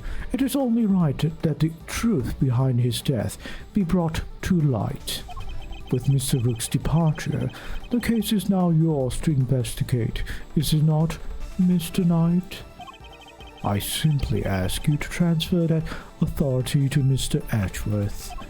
It's not something worth losing your life over, surely. You're just using the investigation as an excuse to get close to the president. Am I? Really?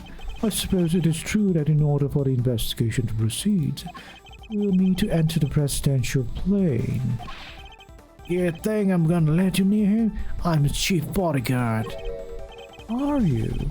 And here I thought you were only second in command. Rook's not around. That means I'm number one. I wonder if you have what it takes to step into such capable shoes. You. Of course I do. I'm leader now. Me. If that is indeed the case, then I would ask that you make a choice worthy of a leader. Will you needlessly throw away your life, or will you allow the investigation to continue? Yeah. Is he really doing this to gain access to the president? Does he even need to? What is he plotting? You have no objections, I trust, Mr. Edgeworth? Come, let us continue the investigation. What do we do, sir? It would seem we have little choice but to do as we're told. It's said, listen, detective, and listen well. I'll buy us some time as I investigate. Meanwhile, you gather the other officers. Have them surround the plane and make absolutely certain that there's no way he can escape. Yes, sir, you got it. To be continued.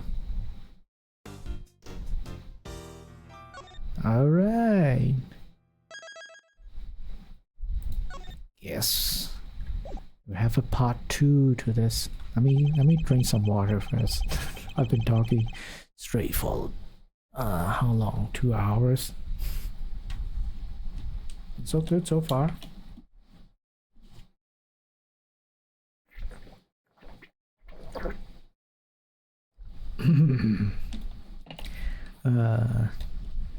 It's nice at least they made the case not too simple for a tutorial case, since it's like a sequel. They probably expect people to have played the first before they start this one, so it was just a refresher kind of situation. Anyhow, let's continue with the death of Bastion Rook.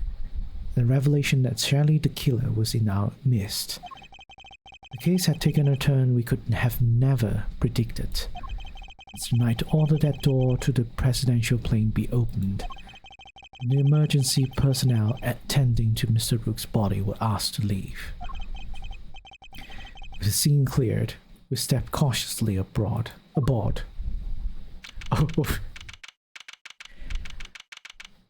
Wait. This just looks like him dying in a plane though. Right? Yeah. No president in sight. Now, where could he be? Who knows? Ah, so he's hiding behind the bulkhead door over there, is he? As courageous in the face of danger as ever.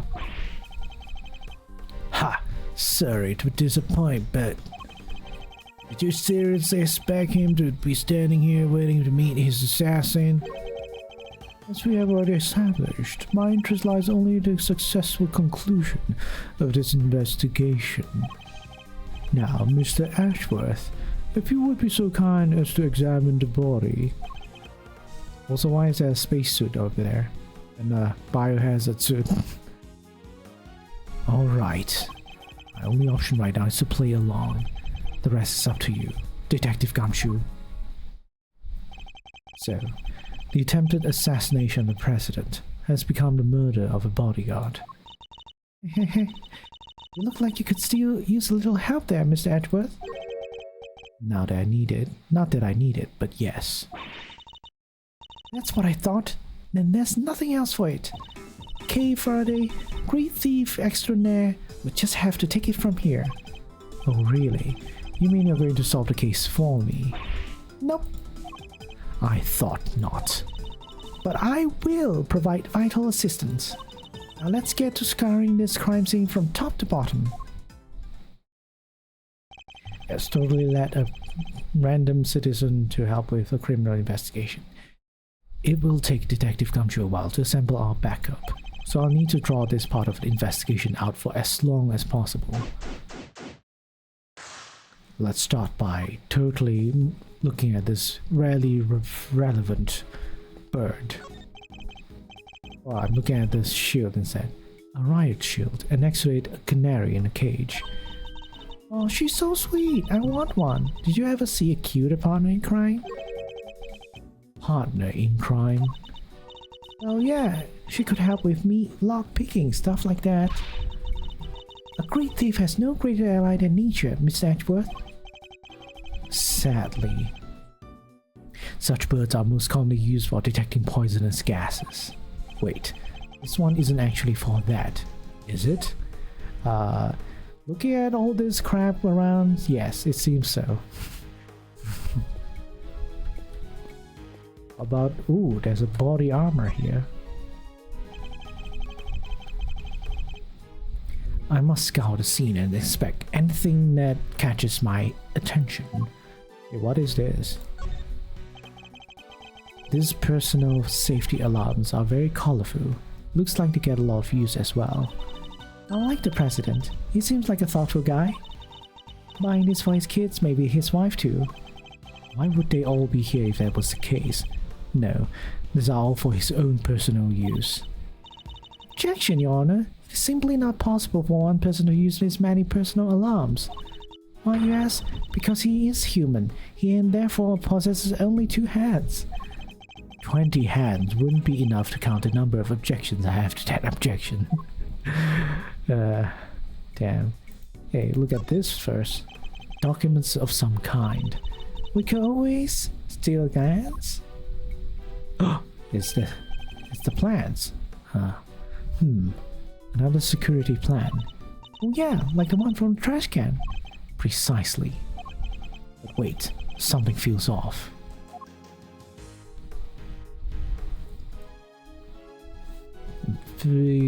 Beers. Oh yeah, now I kind of see how these are representative. Well, it seems like the placement here are switched.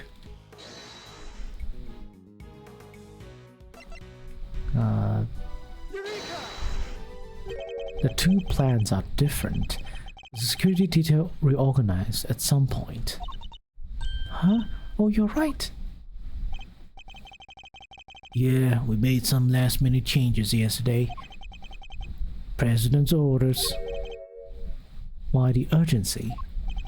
Because of what happened the day before. The killer here tried to take him down.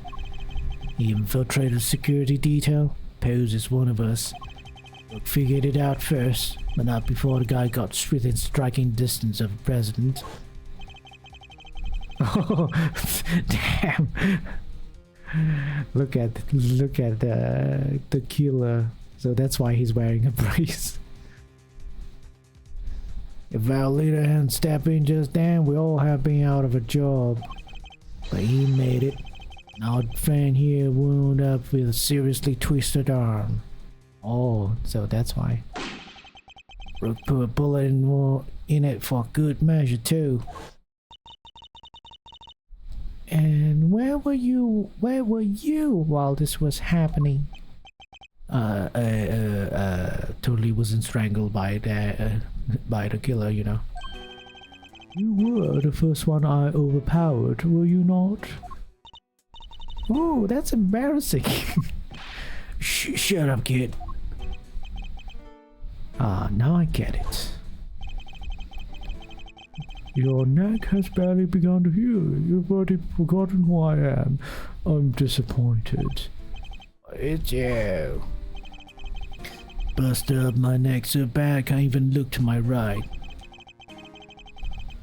I was somewhat astonished to have sustained an injury at all. A testament to Mr. Rook's skill. He was truly a master of his craft. Unlike a certain other someone I could mention. I'm just as good as you ever was. You were a pawn to his queen, my young friend. What the heck do you know?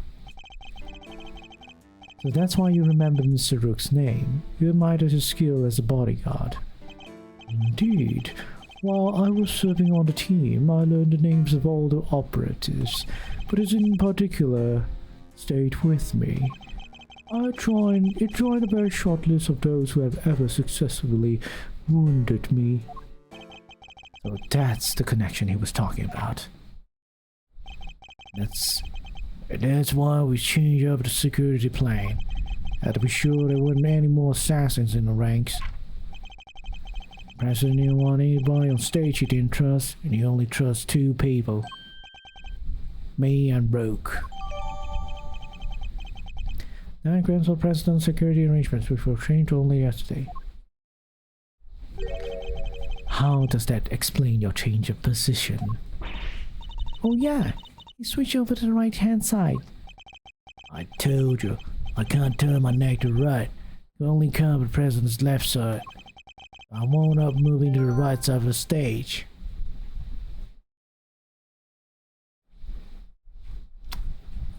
That I can't turn his head to the right, so he was moved to the right side of the stage. Okay, that makes sense, I think. What does this do? Curious figure of a curious animal with a curious expression is staring straight at me. And look, there's a big lever right by its butt. Don't even think about it. Oh, I wasn't thinking anything, I swear. I imagine that lever opens the panels beneath my feet. Oh, oh, I see. Ah, I see. So he's standing on the trapdoor. I strongly advise you to not pull it. Do so, and you will regret it. No, I'm okay with taking some advice, especially when it's from a professional killer. Alright, I guess we'll look at this. That looks heavy. But this is what a president wears? Huh. It must be made of something super special. Yes, to protect him from bullets. What? So it's not just for show? Of course not. This is a bulletproof vest. Found on the desk has a bullet lodged in it. Is it the president's? Oh, so that's what one of those looks like. Why didn't you just say so? Now I feel silly. I think that's it. Right, now let's look at the plushie in here. It's a bank of monitors displaying camera feeds. Oh, it's a monitor from in and around the plane. I'm a scout the scene and inspect anything that catches my attention. What's this one? This monitor is displaying the cockpit and parts of the plane's exterior, but I don't see anything out of the ordinary. Okay. Look at this. This monitor is displaying a feed of this very room. You didn't go cheap when they bought this, huh? Very high res. Uh-oh, I'm afraid I can't quite tell myself, but You can even see the little crow's feet around our eyes. Oh, my bad. They're just the usual deeply etched lines, you know, on your forehead. If you're quite finished. Yeah. What on earth is this? Well, that is the president's favorite Palshi. It's a memento of... Oh, sorry. It's a memento of something. Anyway, don't touch. If that's the case, then why has it been left up there like nobody cares about it? Yeah, that is pretty weird. It certainly wouldn't be the first place I would think to display a beloved item. Wait, those shards of glasses underneath it? I thought something seemed strange about this cubbyhole, but now I'm sure of it. There's almost certainly another monitor here.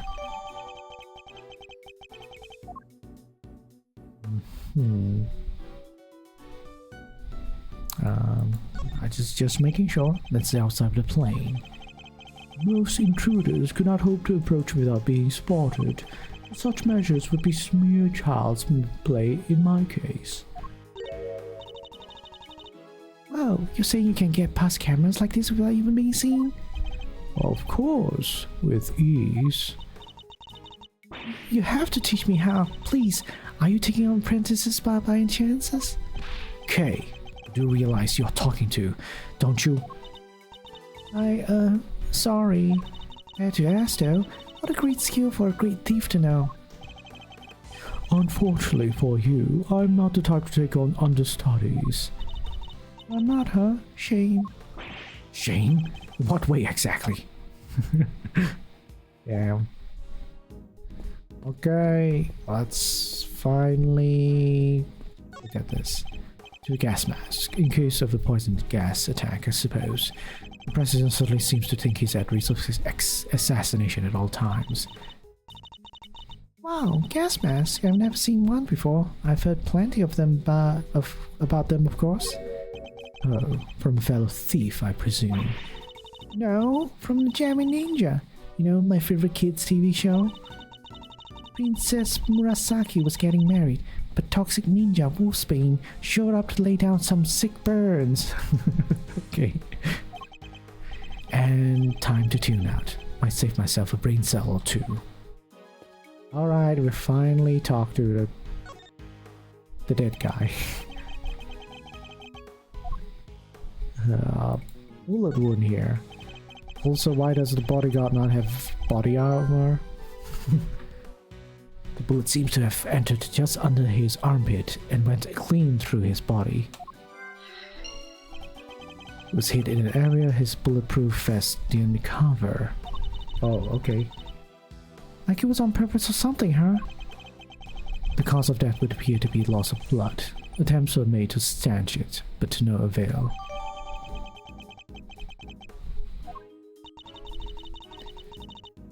The medics must have been brought in to try and save him. Sadly, it was too little, too late. His briefcases, I guess, it works as shields. It's a bulletproof attache case. Bodyguards used them to shield their clients from gunfire. There was some in Kay's photograph too. Looks like Rook and Knight each had one. Bulletproof attache case data jotted down in my organizer. Oh hey, that's the photo I snatched. You can hardly steal a photo at a public event, Kay. I'm snatching up a moment in time with every picture I take, you know. I take it snatch is your new favorite word. Hehehe, maybe? Okay, let's look at the gun, I guess. Certificate was also carrying a revolver. It looks like he was trying to use it. Probably drew it on instinct when he felt threatened. We should check to see if it managed to fire any rounds off. All there. No other signs of the weapon having been used. Was this the one on loan from Zhengfa too? Yep, sure was. They always issue with the same model gun.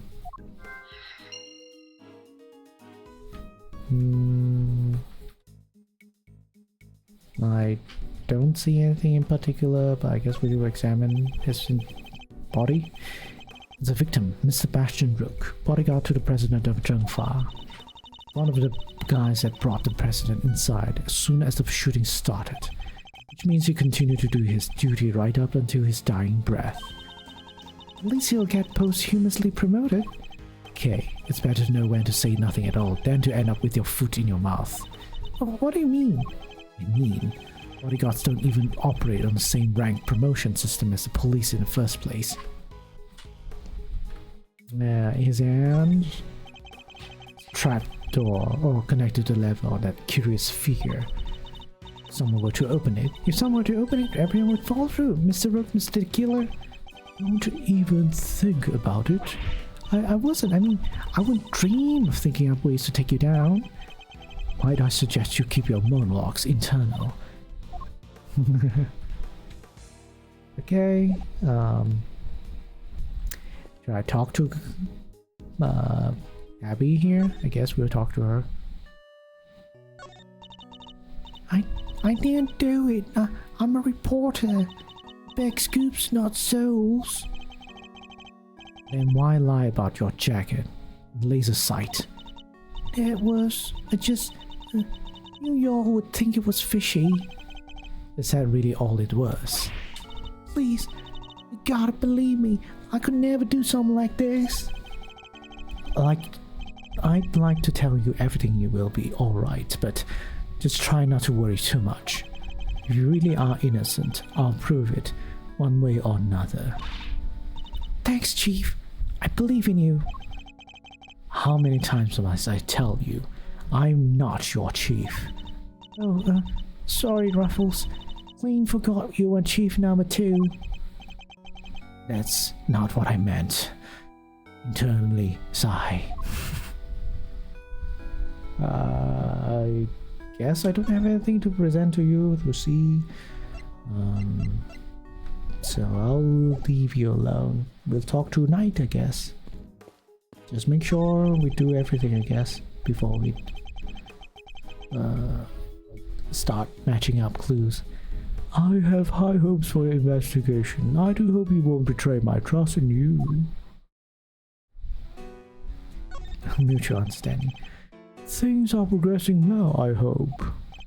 There's no need to worry. Things are progressing just fine. Remember, I absolutely despise betrayals of all kinds. Yes, I know. Indeed you do, so please, do take care of not to double-cross me, accidentally or otherwise. Yeah, I really have no choice but to do as he says for now. Can't believe I let him assassin onto the president's plane. You know very well it was for the good of the investigation, Mr. Knight. Don't give me that. I know what you really want. You do indeed, because you heard me say it already. I wish to know the truth behind Mr. Rook's death. But you did also say you were asked to assassinate the president by a certain someone. You seem to have forgotten that there are more pressing matters at hand. I don't often carry out unpaid work, but it's not entirely unheard of. Fine. I'll get back to investigation. Good. I'm expecting great things from you, Mr. Edgeworth. I've played this game before. Okay. I guess we'll start doing this. Shake shot revolve. Found in trash can. Not easy to acquire in this country.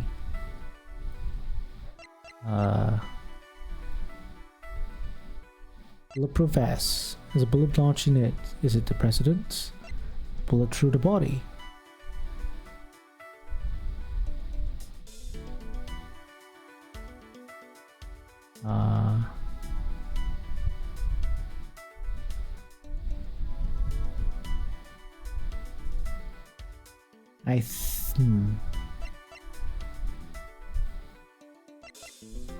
I think this one coincides with this one, maybe? Yeah. next with this one. 2 bullets were fired in total. We know this because 2 shots were heard. One traveled through the flag and into the balloon. The other took Mr. Rook's life. There's a bullet in President's vest too, right? How is that possible? How indeed. The numbers don't add up. However, there's one possible explanation. There is? After passing through his body, the bullet that took Mr. Rook's life then found itself lodged in the vest. In other words, 2 of our bullets were in fact 1. No way! He's right. If President hadn't been wearing that vest, things could have been a lot worse. And he wasn't injured at all by the impact. Even when obstructed by a vest, a bullet can inflict serious damage. Sure, I've known guns who got broken bones that way, but the President's okay. He's made of strong stuff. Sounds like he didn't even need a vest. Let's not get carried away here. I want that bullets with stick markings analyzed. Remind me of what those are again? Guns leave a unique pattern of grooves on every bullet they fire. By examining these grooves, we can use them to identify which gun it came from. Think of them as fingerprints of a sort. You can tell all of that from a bullet? What are we waiting for? Analyze away! Might be easier said than done. That bullet hit solid armor. Impact will have completely flattened it. You'll be lucky if there's anything left for forensics to find. What? I was all set for someone analyzing. It's crushed flat by the impact.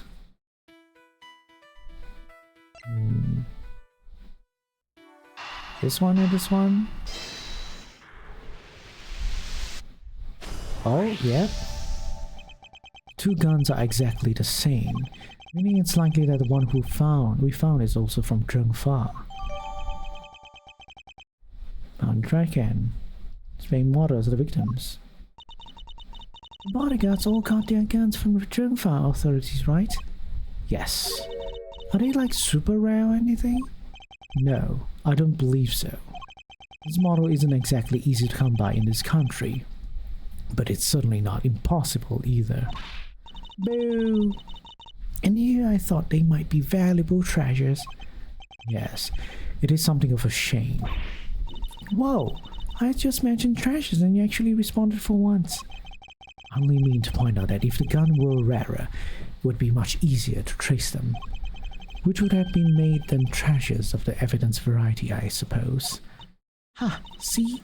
Everything's treasure hunt one way or another, including this investigation. You could say that. Alright then, it's treasure hunting time. On with the investigation. She certainly seems a lot more enthusiastic of all of a sudden. There's quite enough investigating for now. Nah, what is taking so long, Detective Ganchu?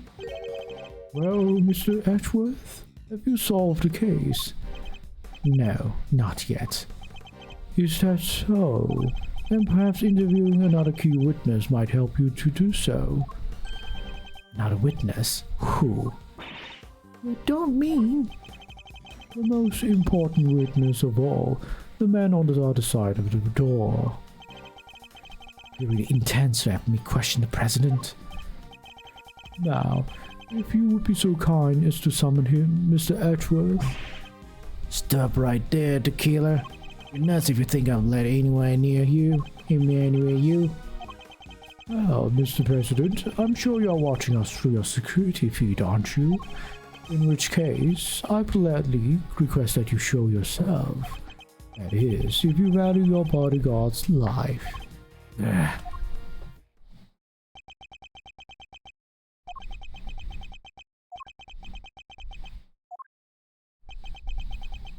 Oh, he's not responding.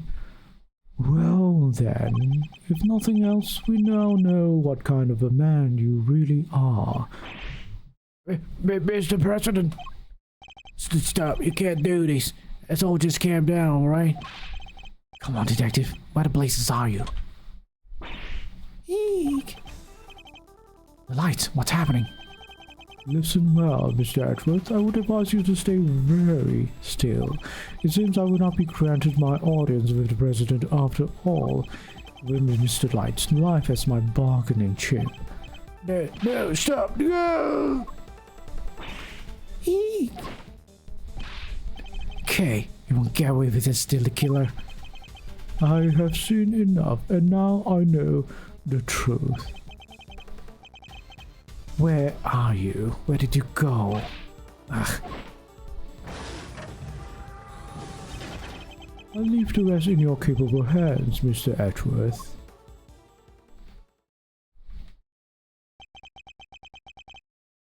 Worth. Mr. Edgeworth. Detective Gumshoe?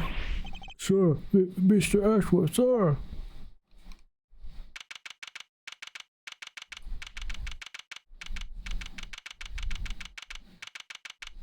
Okay. I must have been knocked unconscious. Sir, are you okay? Are you alright, Miss Edgeworth? Never mind me. He didn't hurt you, did he? Okay. Yeah, I'm fine. Only just woke up myself. My head will be sore for a while, but that's about it. So I can stop worrying. Yes, just a head concussion, you know. My brain might have suffered some damage internally, but it's fine. Detective, did you manage to stop the killer? Well, see, Miss Light came running out and play at She told us he'd flown the coop. We were too late. I'm sorry, sir. When I got over there, told us something too. Seems there's a inflatable boat missing from by the window. Killer must have stolen it and rowed himself across the lake. Damn, he just slowly rode his inflatable boat and escaped. What about the cordon around the park? I called everybody back and stake out to play, including the guy stationed across the water. No, so it's completely slipped through our fingers. Not the best look for a department, but yeah. Hey, Edgeworth. It's a night. You're alive. Yeah, no thanks to that murderer. Oh, that reminds me. I found this lying on the ground next to you, Mr. Edgeworth. A calling card marked with a seashell. Guess you want to leave a message.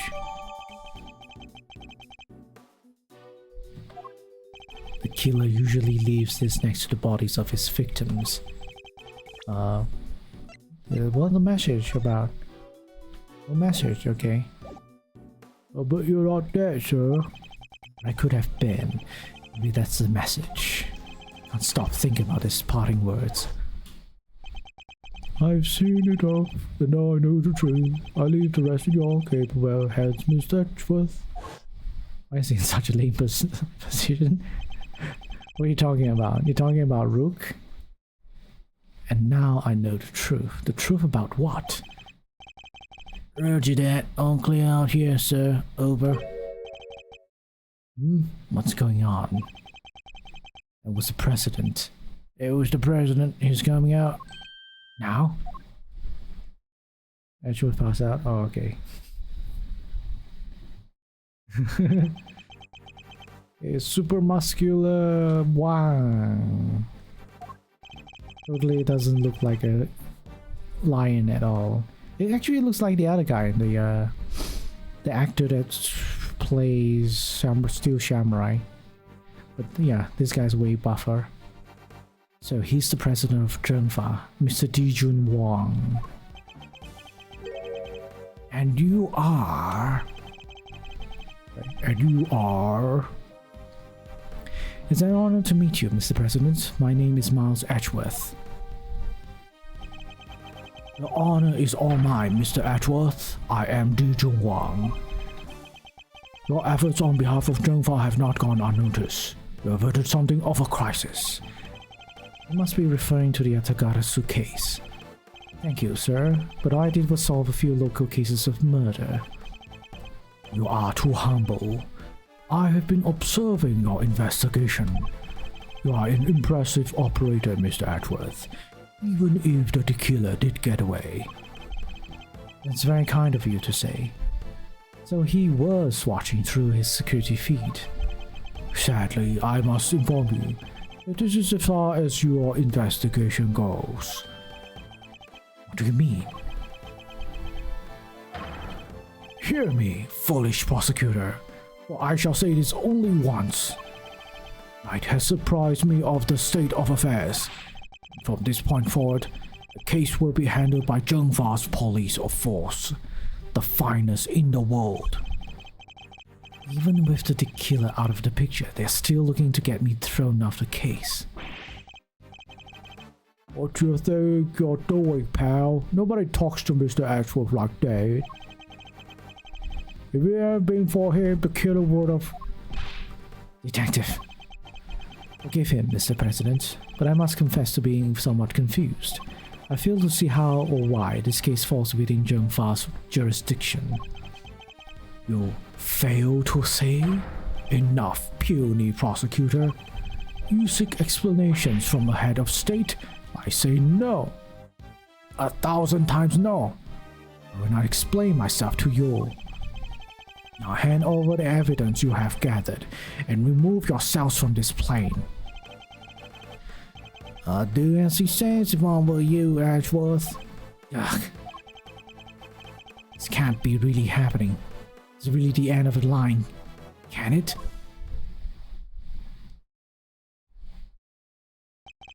Case evidence happened to Mr. Knight. Yeah, it is. Why?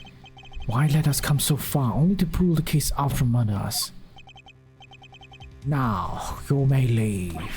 Knight, detain the suspect. Yes, sir. Right away. To make an attempt on my life, to murder one of my faithful servants, effrontery, a villainy. I didn't murder nobody, does I? Shut your mouth, Miss Journalist. Hey. Answer me this. In a world already lousy with lies, with deception, with sin and inequity, can we stand now and suffer yet another crime to go unpunished? I say no. 1,000 times no. There can be no forgiveness. There can be no surrender. Why, you ask me? Then I will tell you. He's hiding something. I'm certain of it. If I leave now, we'll never know the truth. Mr. Ashworth, sir. Mr. Ashworth, there's gotta be something we can do.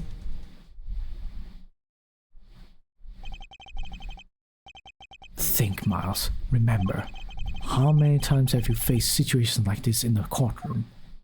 You've confronted the lies of witnesses, encountered the arguments of other lawyers. Has the critical evidence always been laid at your feet? No. And yet you always got the truth of the situation in the end. Your greatest weapon of all, your words.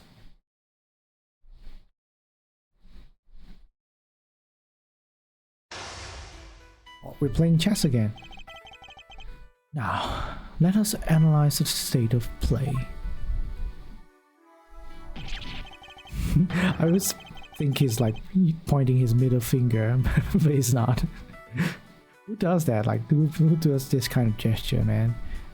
He's like, yeah, it's like, F you. Be gone, puny prosecutor, or do you dare defy the direct order of a president? He's not going to listen. He clearly means to drown out any objection by means of pure rhetorical force. No opponent is on the offensive. The best things I can do is bide my time and wait for an opening. As he said himself, he's a head of state, a seasoned politician. Isn't that politician? Oh no, is that a typo? The game has a typo? He won't open himself up to attack easily. I can't let him bully me into submission. To stay calm and alert. If I can read his movements and expressions correctly, I may be able to find my moment. My first aim should be to find out why he is insisting on Zhengfa taking over the case. The board is set. Time to take my opening gambit. My chess. Commence. explain to me why I'm off the case? Or who will take over the case?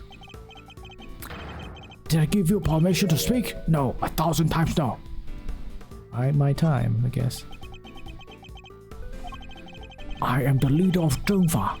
I have no time for your insolent black backchat. I was simply hoping to confirm one basic fact. You say that investigation will now be assigned to your national police force. I do. Now enough of your pointless questions. By my time? Good boy.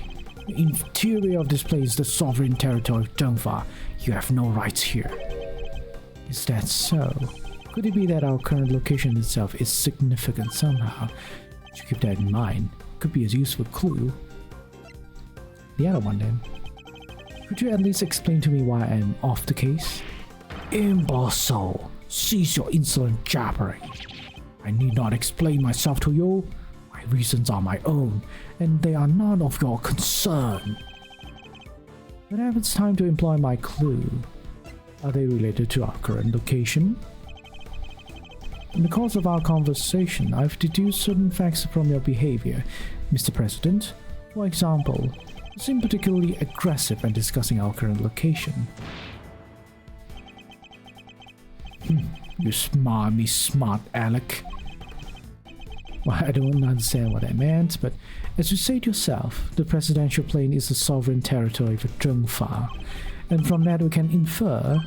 I do believe that the rules of extraterritoriality apply inside here. Is that correct? Enough! Cease your objectionable whining.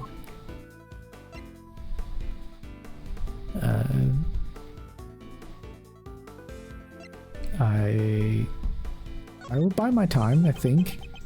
I don't know. If nothing else to say, then stop wasting my time, get out of my sight. Oh no, it's not the right thing. There is such a thing as biding my time too much. Yeah, I really guess, supposed to look at how it's reacting, then I do my thing.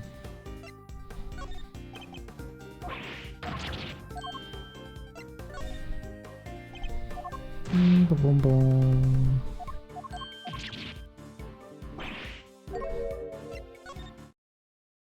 You can rant and roar all you like, but you won't escape my scrutiny. It was unmistakable. The moment I mentioned extraterritoriality, you became visibly agitated.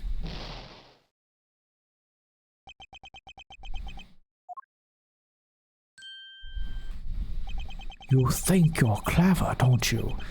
Let me answer your little question. It's true.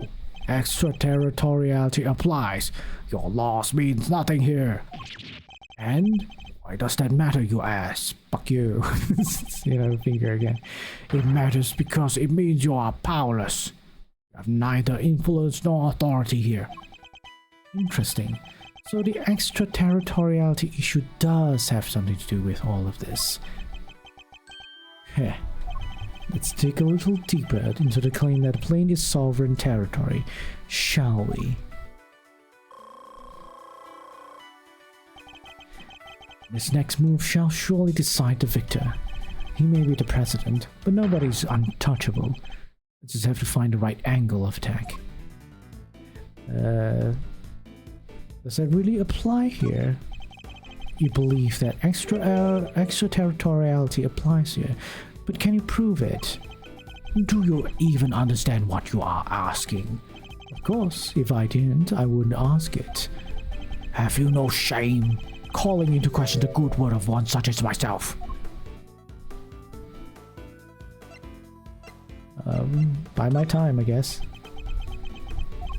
I've no more time for this. You clearly cannot be saved from your own foolishness. You needn't worry about me. I'm not the one who needs saving. It would be Miss Lloyd, the woman who is being wrongfully accused of this crime. Your chivalry is admirable, but it changes nothing. The right to extraterritoriality cannot be denied. This is Zhengfa.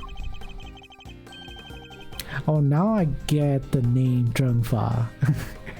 It's literally like the law or something. Or like righteous law.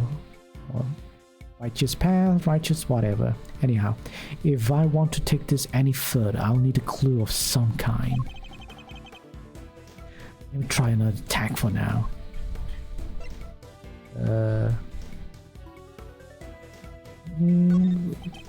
This one, I guess. Surely you see that you have outplayed your hand. Nobody asked for your opinion. You need only obey me, nothing else. You dare tell me how to govern? How to lead? You dare contradict me? Thought it was Zhenhua. Nah. The matter of his Lloyd's guilt. Yes, I do. Oh, she is guilty. She is the culprit. There's nothing left to debate.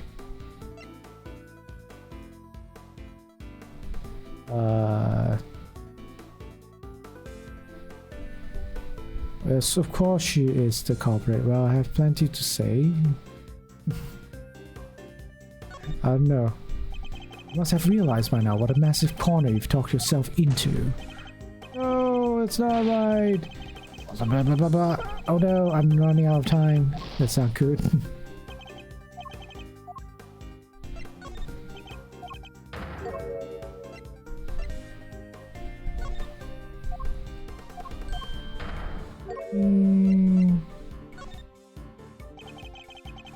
Oh no, none of them. Oh, I'm gonna die.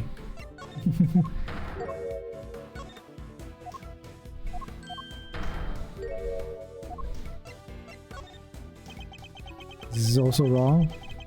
Who else could have fired from outside the plane? There's no other viable suspect. Fascinating. So he's claiming that Miss Lloyd fired at him from outside the plane. This could be a vital clue. I believe that the of course.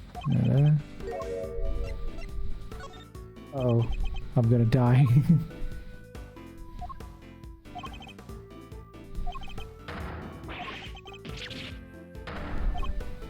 Time to blow my clue. Ah! No! Oh, okay. Oh, it's just a tiny bit of damage. Or am I like super failed now? Okay. I thought I was like gonna like die for real. I see, this is how we struggle. What do you mean? I think it's not that difficult.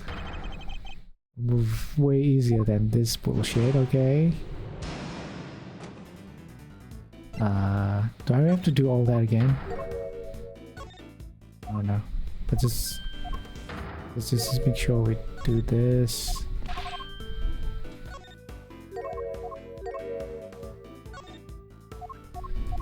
Sorry, Phil. He fired you at from the outside of the plane. I may not be able to call the extraterritoriality of the presidential plane into doubt. However, according to you, she shot at you from outside the aircraft, correct? In which case, extraterritoriality could not possibly apply in this case. Your assertion is entirely without merit, and the detainment of Miss Lloyd cannot be justified.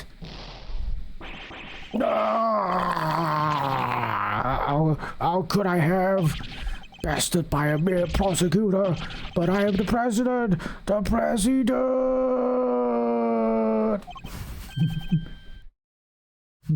Checkmate. Okay.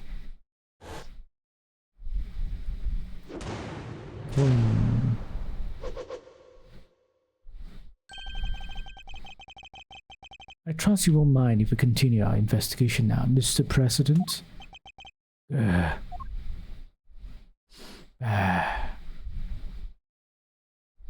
Talk to the hand. I hereby, officially and unreservedly confirm my approval. Consider a gesture of the magnanimity and generosity of all which my good office is known. Yes, for without noble acts such as unmistakably and refutably, for which reason we hereby. There can be no other outcome, for our goals are lofty and our hearts. People of Jofar, I swear to you here and now, this investigation will conclude. Continue. All that when he could have just said, okay, you got me. Mr. Knight, if you'd care to return the evidence. Take it. Hey. You did it, Mr. Edgeworth. You sure did. Now an investigation can continue. Whatever. Enjoy a bucket full of pawns. They'll be over in here enjoying how I'll be over here enjoying how I put them into play. And you will definitely enjoy my next move. Mr. President, one more favor. If you'll be so kind. What is it? Could you please give us your testimony concerning the incident itself? Now you want me to testify? Whoa, that's your next move? If you want the president to testify, you have to take him to court. All in good time, Miss Knight. He will get his day in court soon enough. But if a person of interest refuses to cooperate at the investigative stage of the process, they are obliged to provide detailed justifications to their reasons for doing so. It's... What's the matter? Is there something you'd rather we didn't know? Stand down, Knight. I'll do as the prosecutor asks. Thank you for your cooperation. Now listen, and listen well. Okay.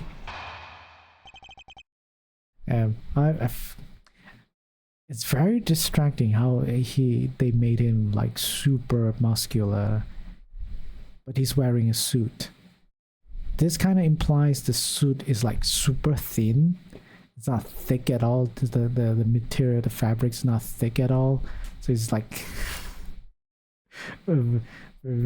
like, yeah, it's very tight. Yep. Seems like it's cosplay or something, not an actual suit. Anyhow. Where was I when the incident occurred? The stage, of course. Suddenly, Rook and I jump in front of me. Then, bang! A shot rang out and plain unblemished balloon of red exploded nearby. Not hesitating for an instant, my bodyguards tried to escort me back to the safety of the plane. And then the second shot. The bullet went right through Rook and lodged itself in the bulletproof vest I was wearing. I guess if you look at it in one way, the president is also a victim here. Yes. The victim of an attempted assassination. Rook was simply in the wrong place at the wrong time. But that makes it even weirder. Why would the target of a crime try to obstruct the investigation? My guess is that there's something behind all this that he doesn't want made public. A cover up, huh? I knew there was more to this case than meets the eye. The president isn't the only one who knows the truth. Isn't that right, Mr. Knight? Time to get to the bottom of this once and for all.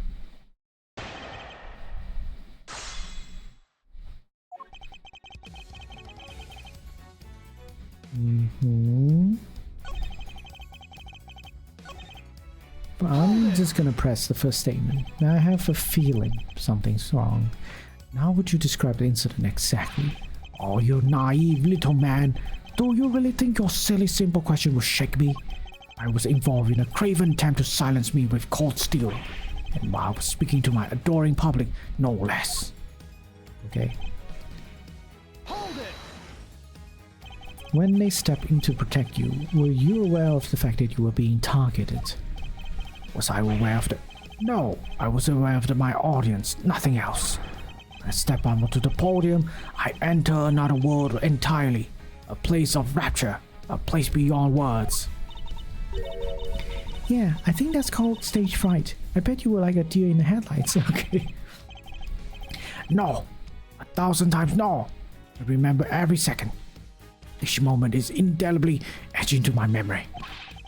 When Rook and I step in, I was shocked, overwhelmed, taken aback. Damn, it's so dramatic, man. Hold it! About the red balloon.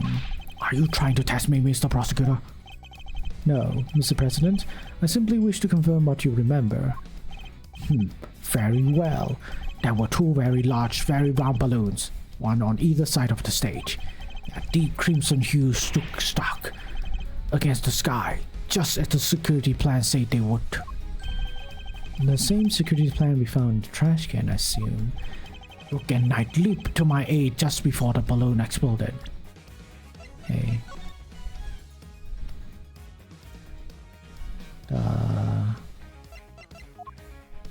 The latest one doesn't have balloons, right? Look, and I leaped to my aid just before the balloon exploded.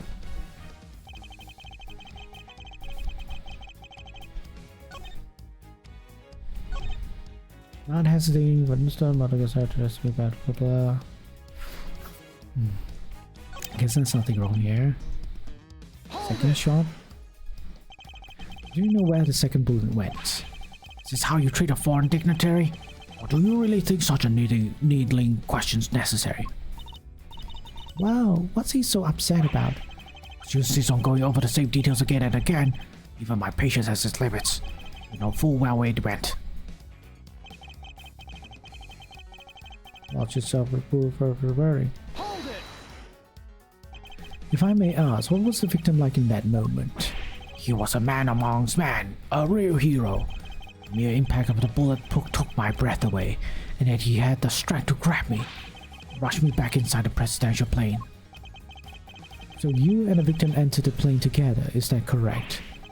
Yes, he offered his noble protection. I gladly accepted it. All was as it should be. It sounds nice at all, but doesn't that just mean he's always the first to make his escape? He's the president, detective. It's basically in his job description to do so. Nothing the same seems to off base. Guys, the victim here. We'll make such much sense for him to lie to us, no? Just we gotta assume he's taking it. No, all the things he said is clearly wrong. Think back to the scene of the crime. Huh? Did we miss something? Alright, let me see the evidence again. Might as well take a look myself. Okay, so I've... just making sure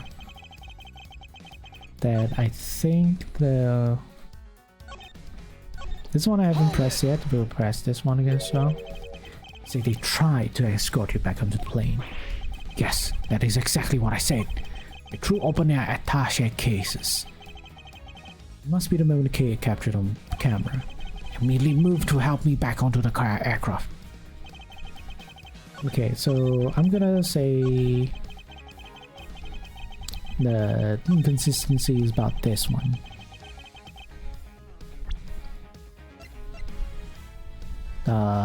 It wasn't a red balloon. Objection! It was a steel samurai balloon. You say it was a plain red balloon that burst, but I strongly beg to differ. Wait, did I say it right? I strongly beg to differ. What? Take a look at this. I think you agree that it's hardly plain, wouldn't you?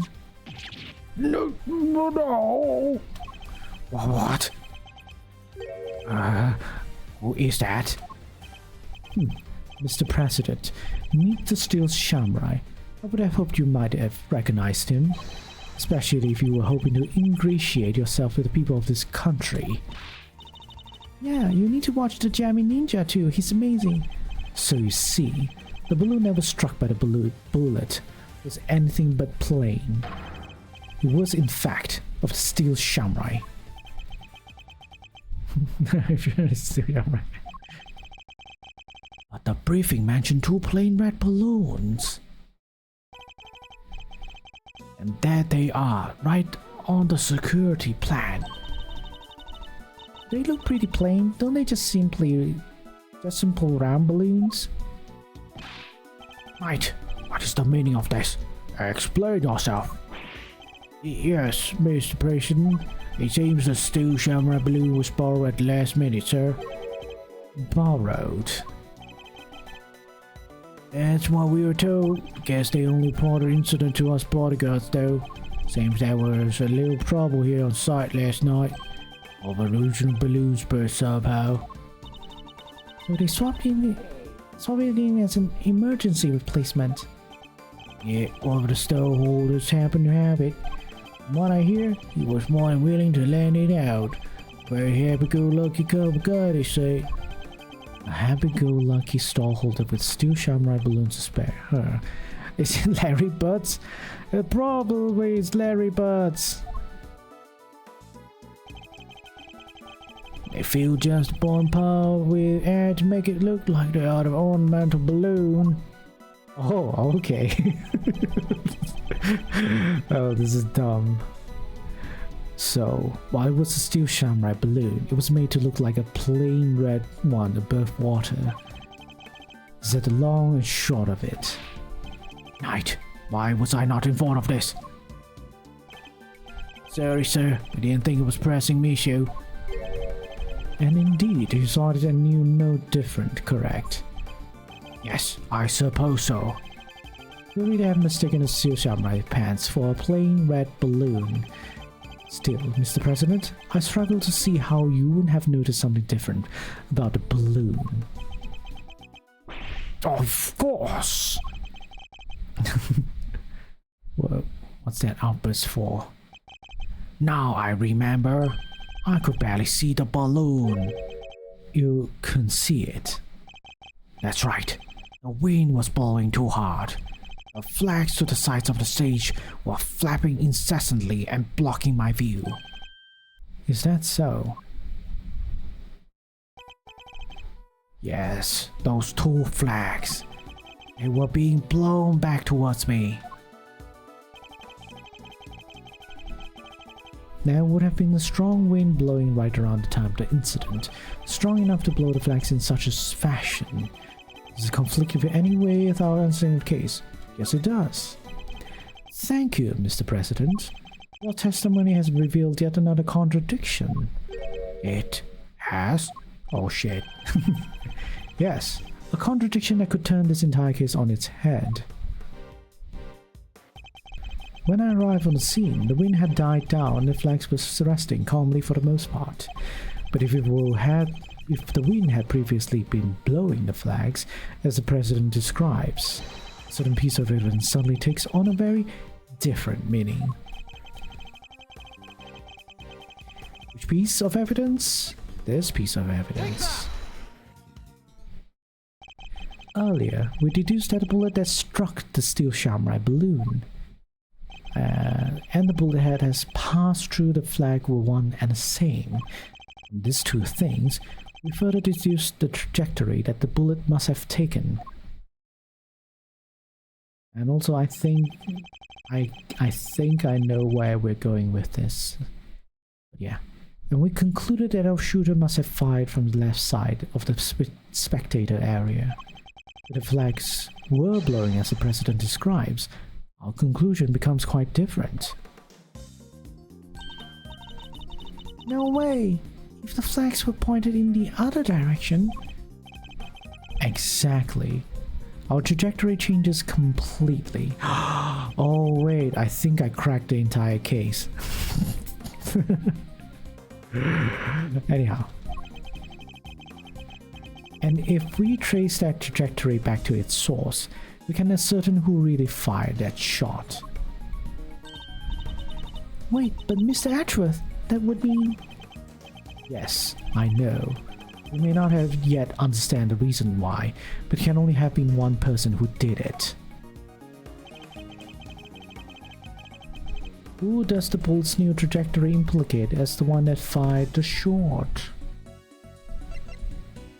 Take that! The person who fired that shot was none other than you, Mr. Knight. What? The path from the balloon back through the flag leads directly to the spot where you were standing. The trajectory data updated an organizer. But the guys were the president's bodyguards. Why the heck would he go around shooting balloons? This is absurd. What exactly are you trying to imply? Mr. Knight, a man who has saved my life countless times is my would-be assassin? Seriously, Edgeworth, we put up with a lot from you, but these, President Wang's bodyguards, the pieces are put on board to protect the king. I'll handle this, Knight. Sorry, sir. Mr. Edgeworth, the wind was indeed blowing quite fiercely around the time of my speech, but the wind can pick up and die away in an instant, can it not? Therefore, I need proof. Proof that it was blowing hard enough to lift the flag during that crucial moment.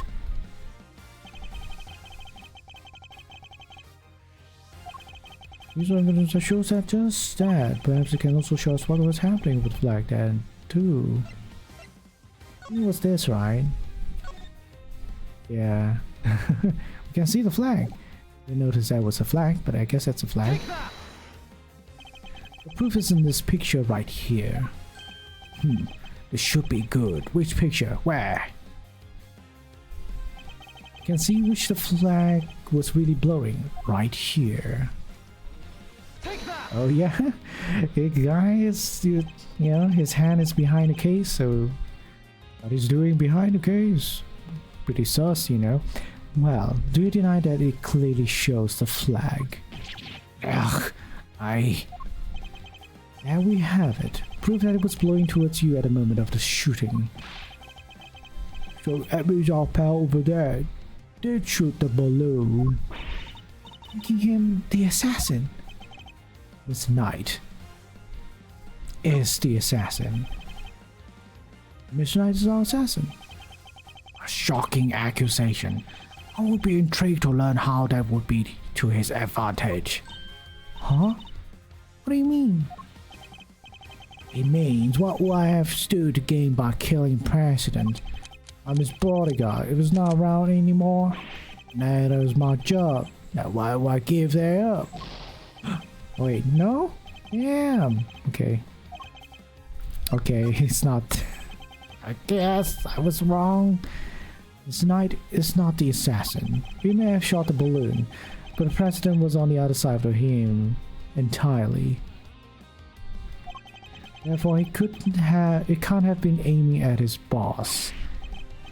Yeah, besides, why would I even shoot the balloon? What would be the point?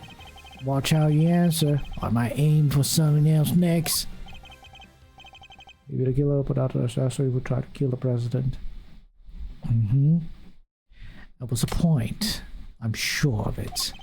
I can figure out what it was. Perhaps I can finally put this whole conundrum to rest. Yeah, I mean, you have to be technical with it. Yeah, he's not trying to kill the president. The revised trajectory data shows that the shot blah blah blah blah blah blah. The fact alone changes everything about the case. Bang.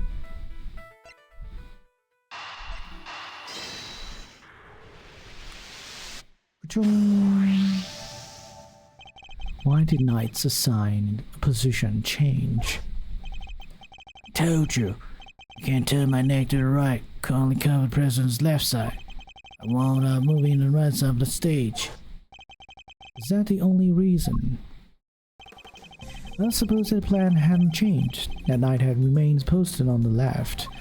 Given that he was unable to turn his head to the right, would he even have been able to shoot the balloon closest to him?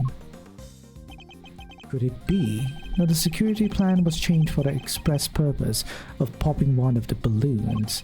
If we suppose that to be the case, the two plans are different. The security detail reorganized at some point. Yeah, we made some last minute changes yesterday. President's orders. That's right. The president was the one who ordered the change. Ding.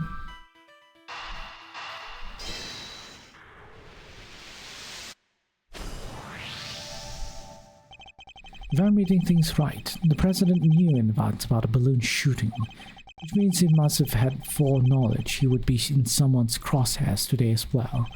If that's true, Everything else that's been bothering me falls neatly into place. How did a shooter get a gun past such heavy security?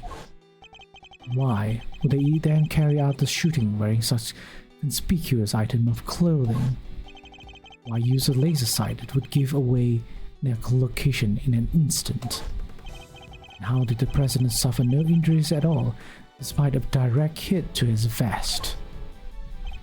These are the questions that Knight and the president don't want us to consider.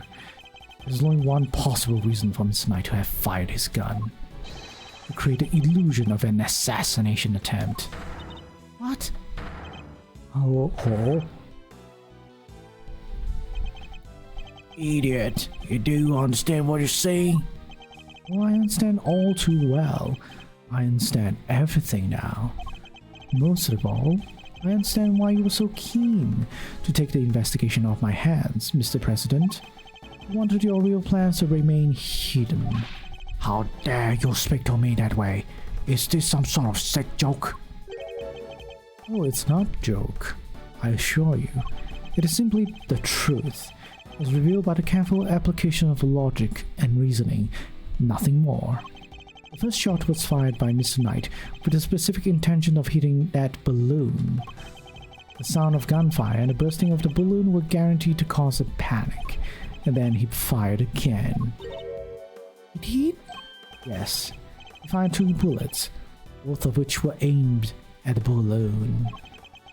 As for why he did so, it's because the second shot was designed to create the impression that the president had been hit. So then, what's the deal with the one in the vest? I'm willing to bet that bullet was planted there long before the shooting ever occurred.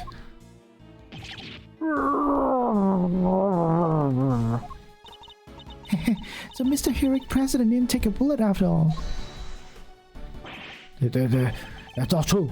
I was shot, I tell you. We'll be able to verify that for ourselves once we take a closer look at the bullet.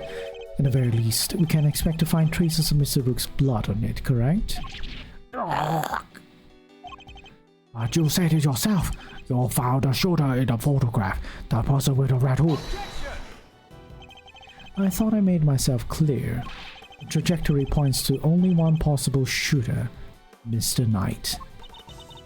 Where does Tabby fit into all of this? She was simply part of their plan, in order to place the suspicion elsewhere. They set about creating a fake assassin, a highly suspicious person with a red hood. I've yet to ascertain exactly how complicit Miss Lloyd was in the whole scheme, but I can say with some confidence that none of the shots were fired by her. The suspect's only job was to point a laser sight at the president. That's right, and I was tasked with turning your jacket inside out the moment the crowd flew into a panic, yes. Thus, making the mysterious red-hooded shooter disappear in the blink of an eye. Then, the gun and security plan were later found in this trash can. Would have all appeared to have been the work of an assassin so skilled they could vanish into thin air. But the case would have gone cold. Exactly what our friends here were hoping for. Makes sense now why they wanted you off the case. Indeed, because the entire affair was a cheap ruse perpetrated by the president himself. Oh my god.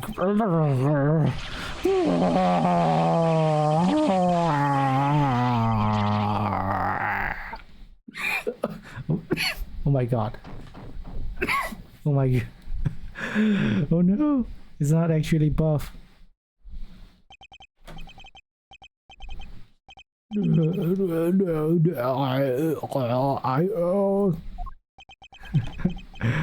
me drink some water. Damn, that weird rock destroyed my throat. The presidential mask has well and truly slipped. Admit it. The entire assassination was a lie, wasn't it? Oh, if that stupid chief prosecutor had insisted on citing you, how could I let this happen? Objection! That's enough, Edgeworth. Mr. Knight. Sorry, but I'm speaking with the president right now. Yeah, well, I'm doing my job as a knight, protecting my king.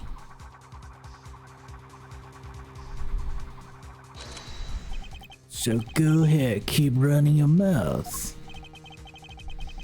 Perhaps it would be better if we stuck to the threatening each other with words. He wouldn't, would he? Nah, I don't need this thing to shut you up. Alright, my move. Question. You claim I fired my gun from on stage. How do you figure I did that in front of a crowd of thousands? An excellent point. Time for my counter move, I suppose. That a certain something allowed you to conceal your actions. A certain something, huh? Mighty specific. What did Knight use to hide his actions from the crowd? Yes. My attaché case? Yes. Take a look at the case photograph. Your right hand is completely obscured by the case. The very moment this picture was taken, you were firing your gun in such a way that you wouldn't be detected. Objection. You don't like to let the facts get in the way of a good theory, do you, Archworth? Shame you don't seem to have noticed. Shame you haven't seemed notice. Notice what? That theory is all you have. Conjectures, nothing more. The flag was billowing in the wind at precisely the right moment. I had my gun with my attaché case. I changed the security plan because I couldn't turn my head. It's all just speculation, circumstantial evidence at best. You can't prove any of it. Yeah. If you at least had the bullet that burst the balloon, you might have a scrap of credibility. Imagine. Could have run forensics to see if it matched my gun. But no, that bullet's at the bottom of the lake. You gotta go dredge it up. I hate to say it, but he's right. I don't have anything concrete. I thought not. Maybe now I can shut your mouth.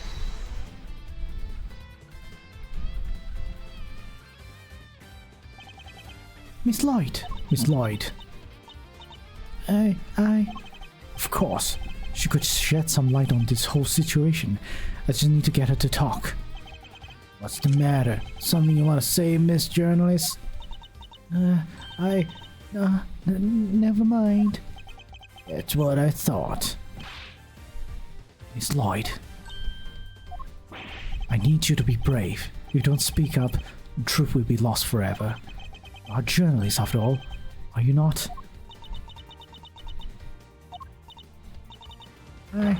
Dang it, I can't stay quiet any longer. Hey, you understand what you're doing, right? Think carefully before opening that mouth of yours. I'm so focused on bagging me a scoop, I forgot the most important thing of all. Real journalists don't lie. Oh, tell that to the so many journalists out there. Hey, no dang scoop if it ain't the truth. I'm sorry, Mr. Ashford. I should have showed you this before. What is it? It's a laser pointer I use on President.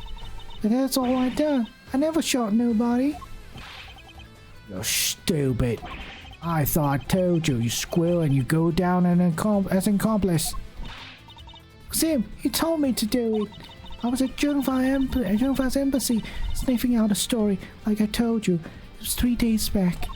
He comes up to me out of the blue, just starts talking. Help me out and I'll get you exclusive access to the president, that kind of stuff. But what about a gun in the trash can?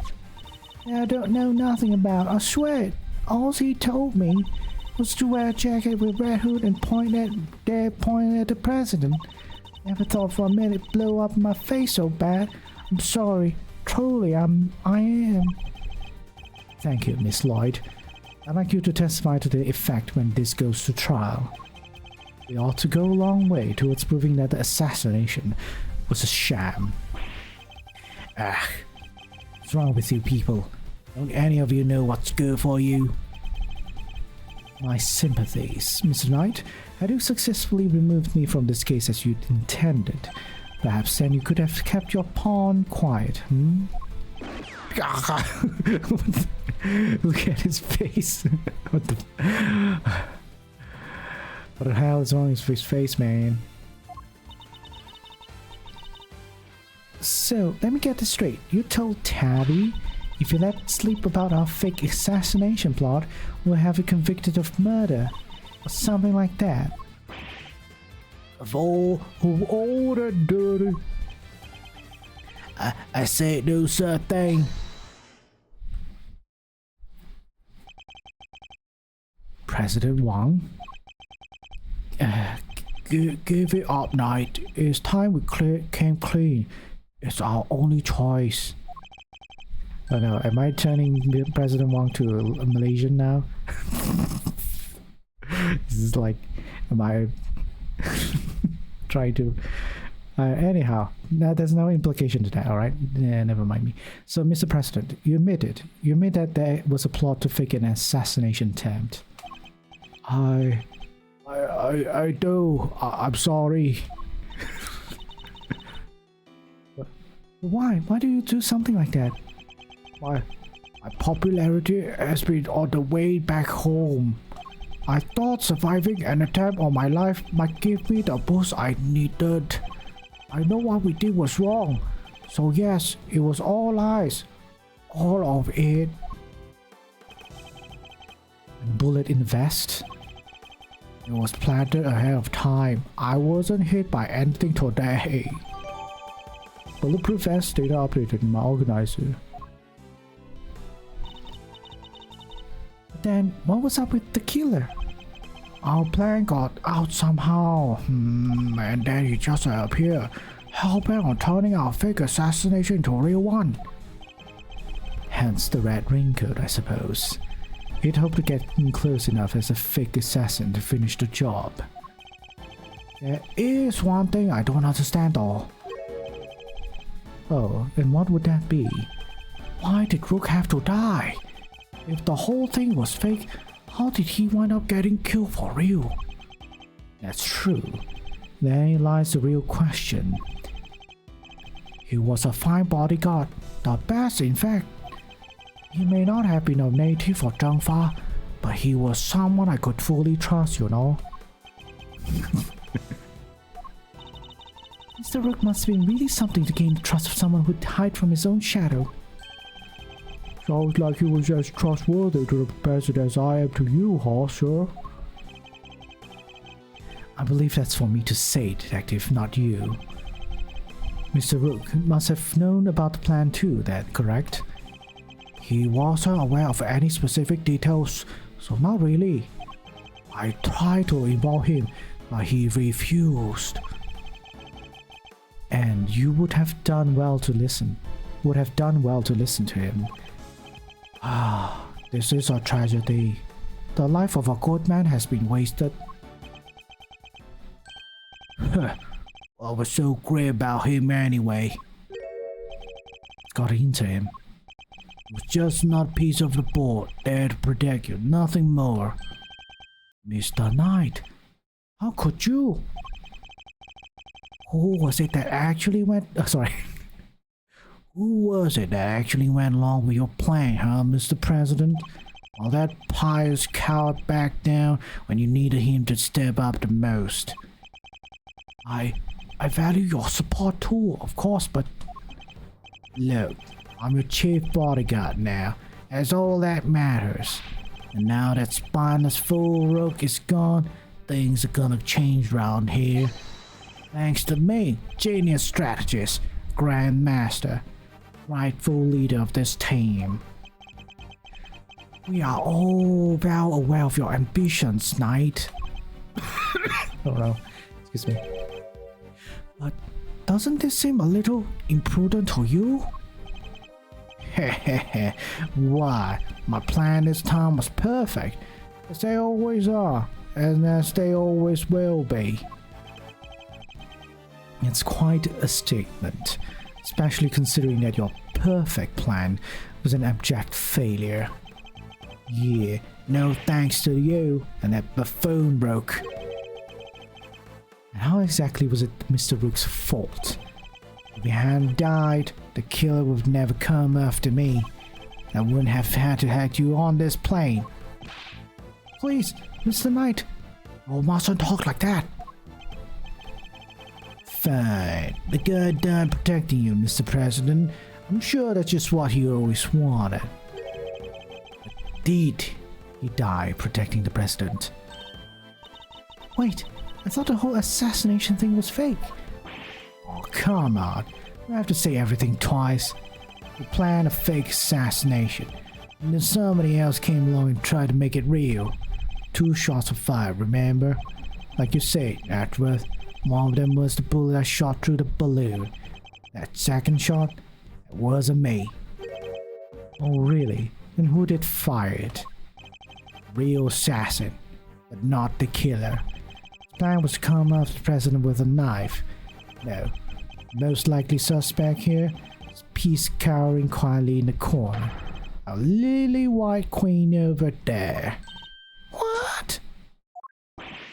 Miss Lloyd? Again with this? I'm not your dang assassin. Is that really true? I for one don't believe it. The guy in the trash can only belong to you.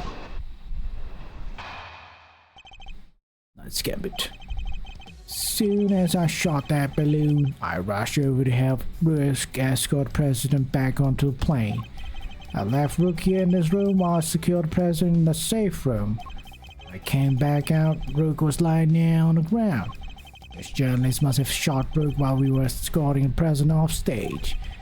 A single kill shot was fired by the gun he found in the trash can. That seems to be an absolute lie.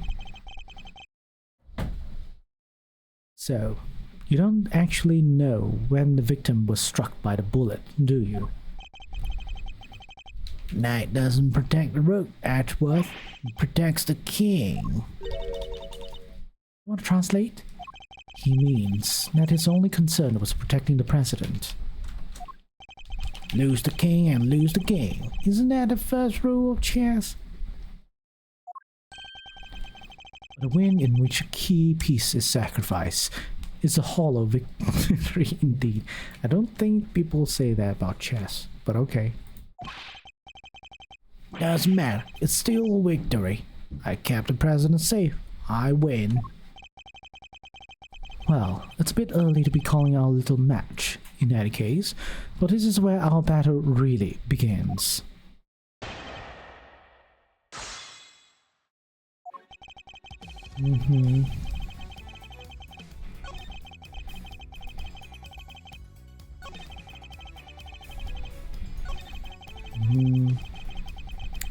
This one seems very weird.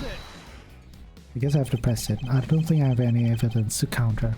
Weren't you and Mr. Rook both carrying bulletproof attaché cases? Yeah, open them right off the Rook spot laser sight. Move into covering positions, use them to shield the president. So the bullet that hit Mr. Rook traveled through a gap in the defensive shield. Do you really believe that Miss Lloyd to be that skilled a marks person? Heh, no. She was aiming for the president. That makes her a lousy shot. So it was a pure coincidence that Mr. Rook was hit. The bullet simply happened to find its way past your attaché cases and through the gap in his vest. Seems crazy to me too, but the facts are the facts. It was shot in a million. But it should hit the bullseye, and the proof is in your hands.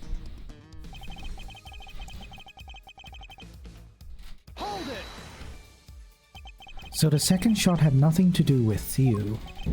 Right. That one was fired by your little friend. Imagine the scuba ship that back if it had hit its mark. I'm a journalist, you hear? I don't make facts, I report them. Yeah, a journalist will sign up to a fake assassination plan in the hopes of getting a story. That's not... Look, I'll admit it. I set the whole thing up. Your role was to aim that laser pointer at the president. It's not my fault that wasn't enough for you. You were the one who decided to bring a gun to the party. Who knows? Maybe you thought he'd cap a shooting? You kept on shooting, you could have shut me up too. Said Mr. Knight, suggesting that he first fired one shot and then Miss Lloyd fired one more. Yeah, basically implying that Tabby also had a gun on her. It's me where she could have got one from, but hey. His entire testimony is pure conjecture. He can't prove any of it. You're right, let's hit him with some cold, hard, and undeniable evidence.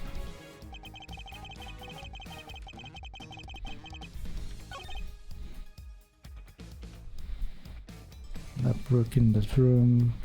And Mac was lying there on the ground. Where on the ground exactly? Right where he is now, in the middle of the floor. The door to the outside was shut though. Guess the bullet must have hit him right before he closed it. Thanks to his little blunder, my whole plan fell apart. Mr. Knight, your master talk like that. Master talk that way. You may have kept you safe, Mr. President, but he isn't here now to save your good name. I call that dereliction of duty. What will you call it?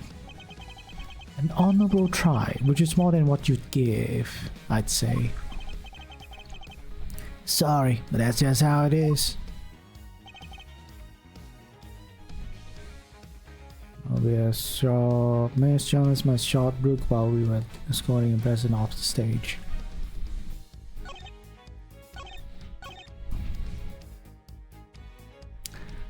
Problem is, the gun shot twice.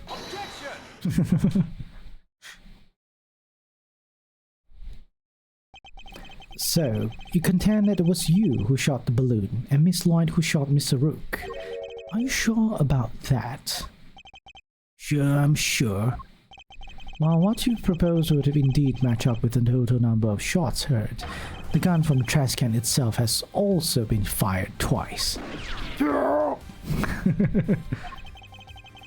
Now, why would the supposed number of shots heard from this gun differ from numbers of spent rounds? It's simple, because it was planted by the real perpetrator of the crime. Somebody faked the evidence? Yes, if you think about it, their reason for doing so is obvious. To ensure that whoever found the gun would conclude that the shooter had been in the spectator area. In order to do that, they had to make it seem as if both shots had come from this one weapon. I get it, so that's why it's got 2 spent rounds, huh? Precisely. As we already proven, the bullet that burst the balloon came from a different weapon, which makes it entirely possible the bullet which killed Mr. Rook didn't come from this gun either. Heh, nice work, Ashworth. Some high-grade sleuthing. Why don't you get to the point? Come this far, spit it out. Oh, I intend to, don't worry.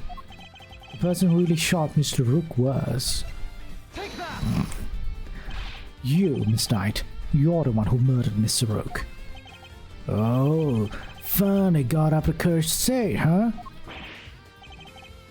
Surely not. Surely you wouldn't have... Surely you would have... It wasn't only the killer who tried to take advantage of this fake murder plot. You killed Mr. Rook, hoping that he would look like an accidental victim of a bungled assassination. With the president locked away in a safe room and the door of the airplane tightly closed, it was just you and Mr. Rook, alone, together. And that was when the third bullet was fired, right into your colleague's body. Objection! Wait, you're really gonna claim there's a third one now? Just say only 2 gunshots were heard, and tell me how that works. Objection! Airplane cabins are practically soundproof, Mr. Knight. If you close the door, nothing can be heard from the outside. Not even gunfire.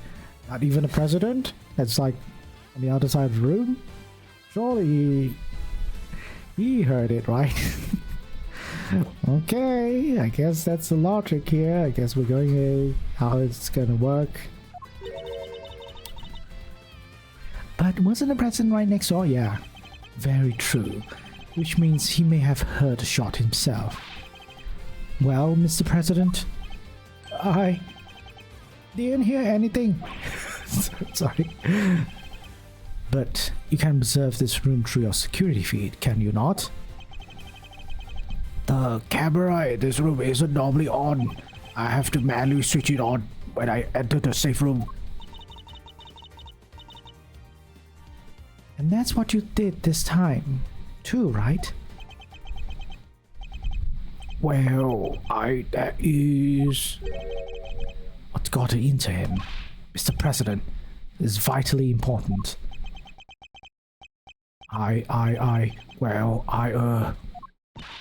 Please, President Wang. Fine. I was busy hiding under bed, covering my ears. What? Even though you knew the whole thing wasn't real? Yes, because I hate the sound of guns. Just the slightest hint of the awful noise, it's just too much.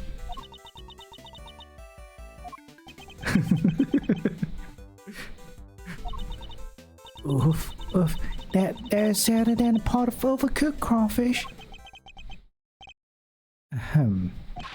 Mr. Knight, you saw that Mr. President Wang was cowering beneath the bed. And what's more, you knew from the monitor bank that the security camera for this room hadn't been switched on, which means you knew that the circumstances were perfect for you to fire the third shot straight at Mr. Rook. Knight, how could you? Could you really have betrayed my trust so horribly? You think I killed the old half-wit? You don't trust me much, huh? This is the thanks I get for putting my life on the line for you day after day. I want to believe you, but I don't get it. I just don't get it. What is there to doubt here? What, you don't believe that a girl over there could have done it? No, because this gun isn't a murder weapon. We know this from the number of bullets fired. Yeah? Well, how do you know there wasn't a spent bullet from the start? What? Someone could have fired a bullet from that gun yesterday, or the day before. Then today, another bullet. A bullet that hit Rogue. That's pure speculation, pal, and you know it. Maybe. You can't prove it's not true? Not with any certainty, no. And nothing without conclusive proof, so calm now. Single piece of evidence, straight through my heart, I dare you. Well, what are you waiting for? Ugh. There must be something, mustn't there, Miss Edgeworth? If we can't prove it, Tabbies. Please, Ruffles. I messed up, I know I did. I should never have done what I did, not even for a scoop. But murder? No, it ain't me. Ain't a murderous bone in my body. Conclusive proof. If only I could prove that Knight's gun is the murder weapon. Wait, perhaps I can. If you at least had a bullet that burst a balloon, you might have scrap credibility. Matter could run forensics to see if it matched my gun. Yeah, if we had a bullet that killed Mr. Rook, forensics could tell us which gun it was fired from. No proof, no case, and a conversation. Hold it right there. What now? You're not about to claim you do have proof? Of course I do. This ought to be good. Alright, bring it on. Show me this proof of yours. The bullet. It's right here. Oh wait. No, I mean, not here, it's in my body. Oh man, stupid Miles. Goddamn Miles. Okay. Blah blah blah blah. Yeah. Not in my possession. Yes, I have to be like that. Okay, sure. Not currently in my possession. Alright then, thanks for playing, folks, but that's game over. However, it is here in this room, yes. What? As we know, the bullet that killed Mr. Rook passed through his body. Where did it end its journey? Perhaps we should cast our minds back to an earlier conversation. After passing through his body, the bullet that took Mr. Rook's life then found itself lodged in the vest. He's right. If the president had been wearing that vest, things could have been a lot worse. But now, of course, we know that the so-called assassination attempt was a complete fabrication. The vest was prepared in advance, made to look as if it had been hit by a bullet. Which begs the question, where is the real bullet? I like it. A twist. This is good stuff, Ashworth. Come on then, don't keep us in suspense. Does any of the evidence point to where bullet to kill Mr. Rook might have ended up?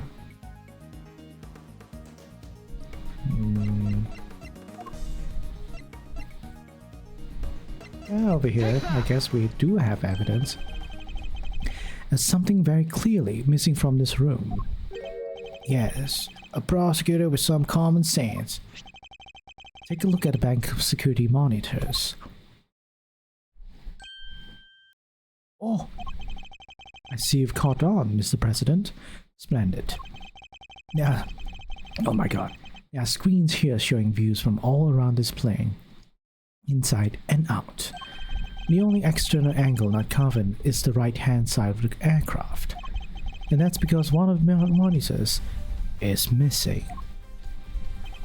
There was a monitor in that space previously, wasn't there, Mr. President? There was. I have no idea what my plushie is doing there now though. It appears to be someone's vain attempt to hide what is obviously lacking. Where did it go, and why? The why is easy enough to answer, because it was struck by a bullet. Well, for if we were to believe that the bullet in the vest was the real deal, then anything that hinted at the existence of another bullet had to be removed. So, where did the missing monitor go? Where indeed? I believe that it must be hidden somewhere on this plane. After all, there would have been time to dispose of it outside the aircraft. Detective Gumshoe, conduct a search if you would. Right away, sir. Mr. President, extraterritoriality, remember? I have no objection to search. With a search, please go ahead. If it will help us discover the truth behind what happened to Rook, I will not stand in your way. What are you? I don't believe this. Rook this, Rook that. Don't you ever think about anybody else? The search has been authorized, Detective, if you wouldn't mind.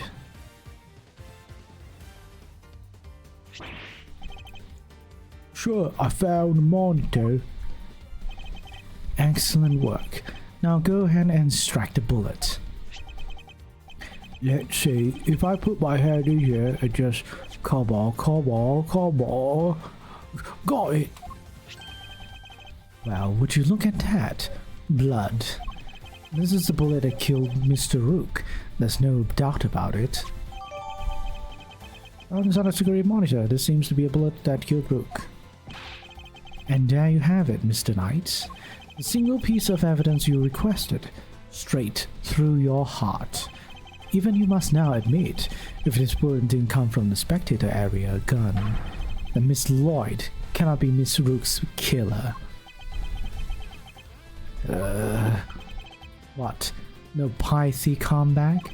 Detective, have forensics analyze the bullet for striations and compare them to the gun we found. Yes, sir. We'll get the evidence you need. You can count on it.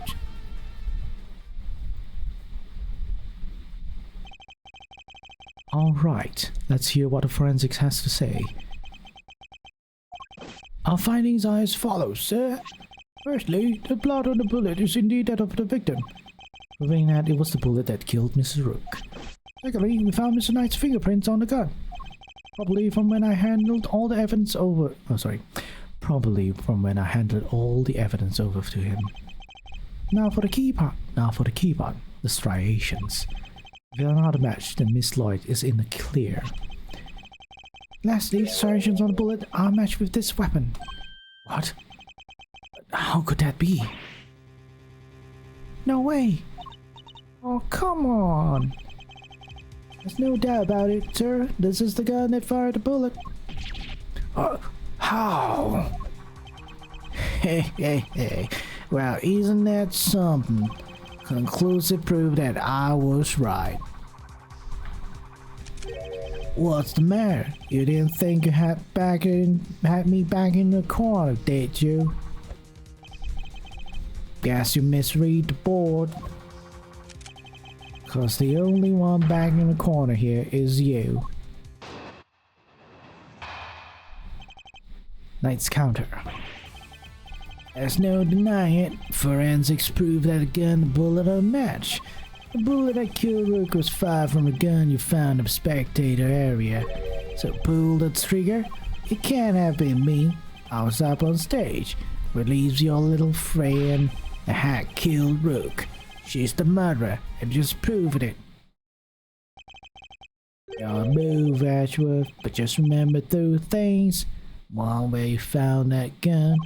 And two, which gun the fatal bullet came from. Whichever way you look at it, I can't have been a shooter. Ugh, how did it come to this? Me and the president, we admitted to faking an assassination attempt. Now it's your turn to admit something. Who the killer really is. There's no way Tabby did it, is there? Don't let him get to you, Kay. We just need to go over his statements again. There must be something further we can deduce from them. Okay, let's do this, Mr. Edgeworth. Right. That kill Rook was fired from a gun you found in a protected area. So pull the trigger. Can't have been me. I was on stage, which leaves your little friend. I killed Rook. She's the murderer. And just prove it.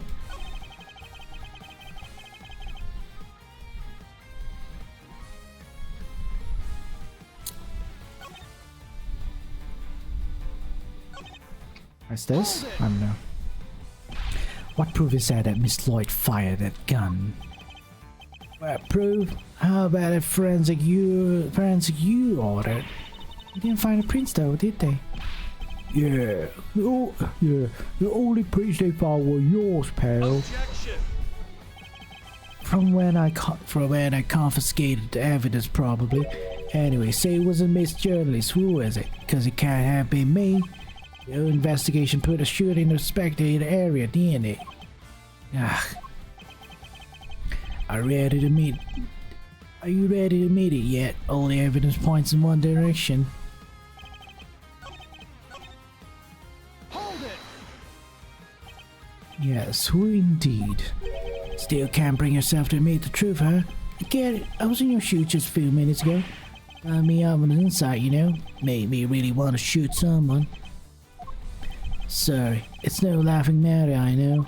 But we both know who really did shoot someone, don't we? Hold it. Objection. Okay. No, you hold it. You were the one who proved this. Are you saying the forensic was wrong? The bullet had the victim's blood on it, which means it must be the one that took his life. It does seem to have been fired from the gun we found in the trash can. Don't you just love this? Your face, Edgeworth? What a picture! Ugh.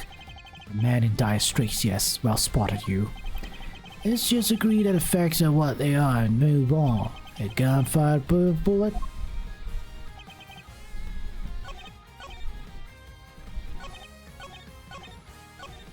Hold it. That's not what I proved at all. Oh yeah? So what did you prove? Still trying to make this about how I fired the first shot? Sure, you proved that. Admit it. So what? You're forgetting that you're here to do one thing. And one thing only. You got that right. To uncover the truth. Now you think ruining your country's relationship with a drone fire is going to do that? No. Your job is to solve an attempted assassination. Nothing else. I'll decide what my job is, thank you very much. You don't get to tell me what to do. Well, sure. Let the trail go cold while you flip your wig over who gets to say what to do. You can finally do the right thing and admit that your little friend is guilty. Never. You're the guilty one here. There's no doubt about it. The markings on the boot are consistent with those left by the weapons on the trash can. If Mr. Knight were to have tampered with the gun somehow, could have only done it once I've handed over the evidence and not a moment before. Isn't there anything we can do, Mr. Everest? There must be something. Our reasoning thus far has been sound, I'm sure of it. Which means we can overcome these defenses this time as well. Really? Even with the forensic results on his side? If a testimony is untruthful, there's always a contradiction to be found. Let's listen to what he has to say for himself one more time.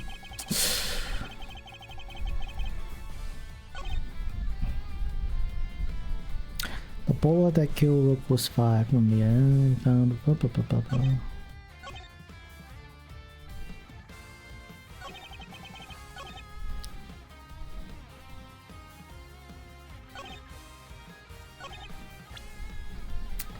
I beat this statement. It can't be me. I was up on stage with Leaf's your little friend.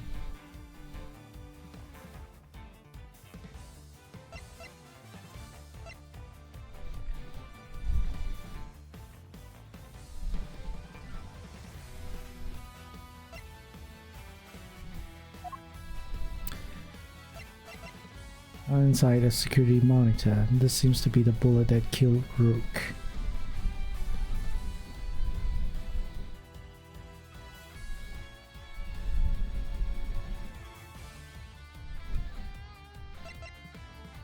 The pamphlet was also planted ahead of time.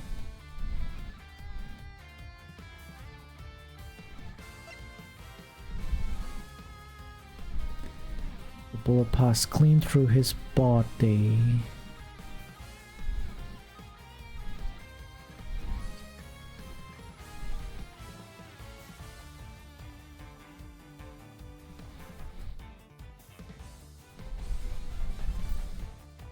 Basically, this bullet, the monitor might have been planted.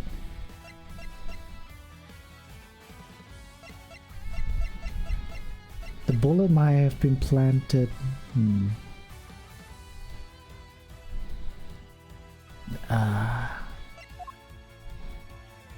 I'm kind of stumped, as in like, how exactly should I prove this?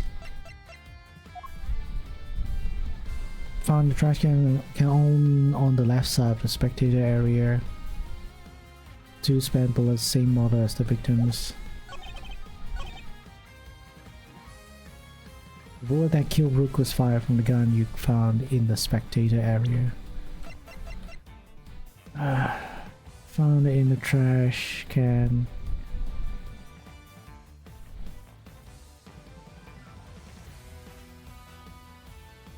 Same model as the victims though, right? Same gun? Wait,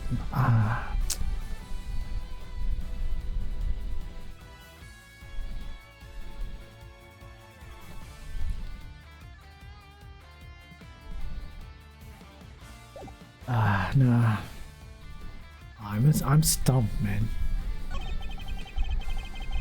I'm gonna just press everything, sir. No, that's objection. What is it I just said? That forensics would back you up?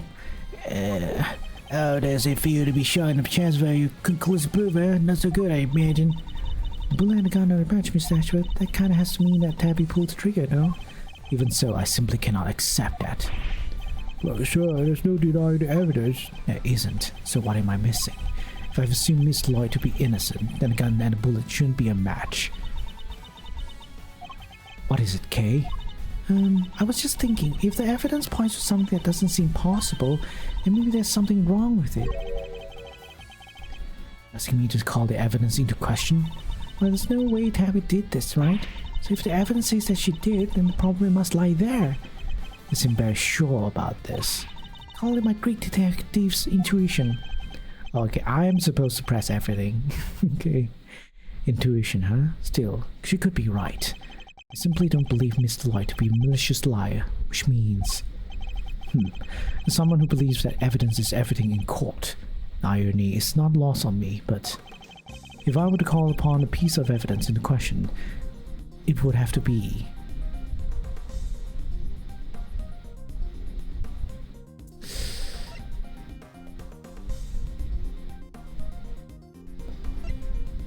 the gun. If something untoward is going on here, it would have to involve the weapon, not the bullet. After all, we only just recovered the bullet in a little while ago. Furthermore, we know that Mr. Knight had an opportunity to handle the gun. Now, head over to evidence you have gathered and remove yourselves from this plane. This is if I were you, Edward. Ugh. This can't really be the end of the line, can it? Indeed, he had ample opportunity. There's no doubt that this gun is the weapon that was used in the crime, which means it must be long too.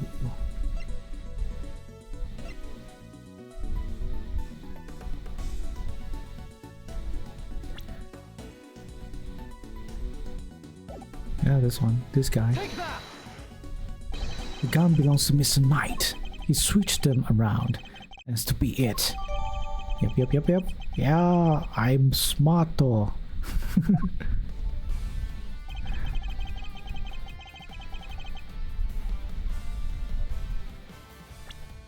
Okay. Objection. Admit it. You switched the guns, didn't you, Mr. Knight? That's why the Marking smashed the weapon in question. It was yours all along. Heh. An intriguing move there, Edgeworth, and you must have made the switch when I handed over the evidence. I was busy trying to make the case for remaining on the investigation. You took the laser sight from the gun we found in the trash can and put it on your own. Then, not long afterwards, you handed that gun back to me instead of the one we found. Hehehe, I did, huh? You think I somehow knew you'd find, let alone run forensics on bullets sometime in the future? Is that so strange? You're a chess player, after all. A man well used to thinking several moves ahead.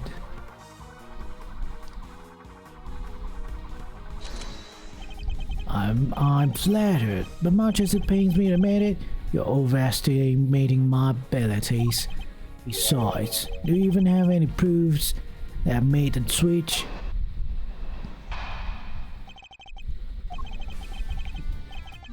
The guy's same model as mine. Weird, sure, but it's just a coincidence. And look, there's a laser sight attached. Also, take a look at the cylinder. 2 spam bullets. This is what we expect to say. So what proof do you have that switched the original gun out from mine, huh? Nah, that's what. You say I'm overestimating your abilities. You surprise me.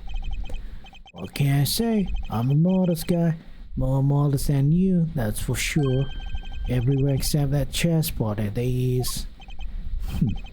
Well, I don't see a chessboard here, do you? Shame. Still, guess that gives you a nice excuse. I didn't mess up, I just didn't have the right evidence. I don't think I'll be the one making excuses. Rather, I didn't mess up. They just got lucky with the evidence. Will be your excuse, I'd imagine. Damn. This first case is long.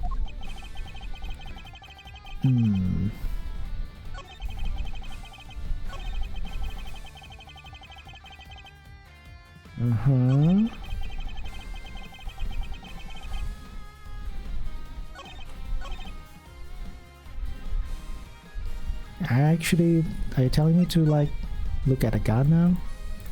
Oh no. Wait. While that's certainly true, it also increases the risk of your target realizing that you're inside. But I bet you will realize it was you, which I will. Why? Because I'm wearing red, you mean? Yeah, exactly. How'd you guess? Okay. Okay.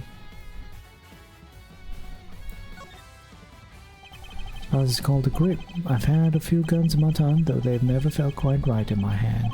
This one is no exception.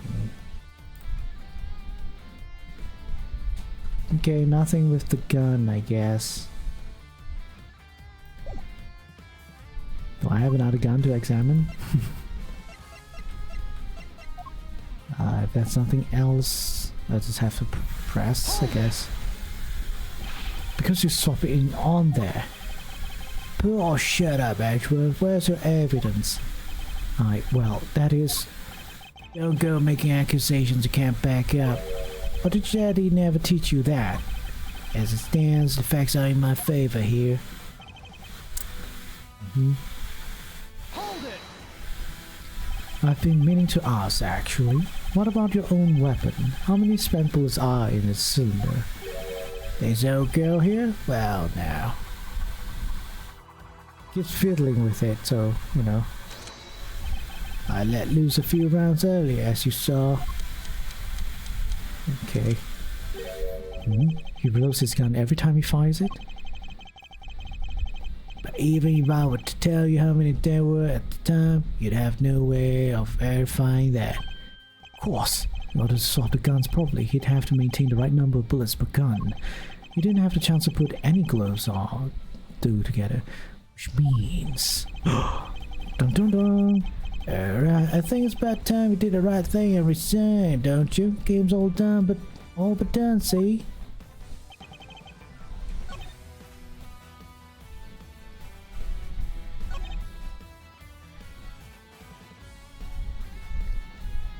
Wait, I mean, is that a clue? I mean, Objection! the proof is something Clay don't have. You did? You have made a move right now. We do have to work. We'll give it back. We'll be given a chance to investigate. We'll think Miles. Think. Consider all the possibilities. That's a big hint already. So I'm guessing I just. Actually, we don't have any direct evidence. Because as kind of proof, but the striations shouldn't line up like they do, right? This is there somewhere. Yeah, blah blah blah blah.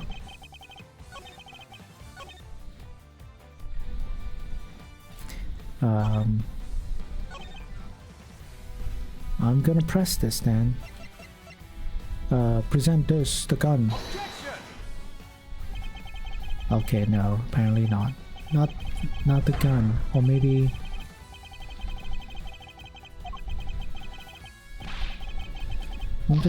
Boom, blah blah blah. Okay, don't care about that.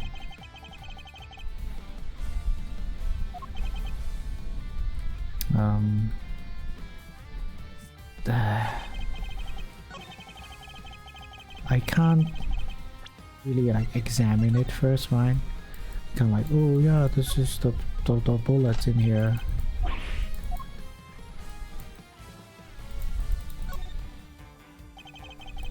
Let's put this back as I heard on recording. That proves that it was used.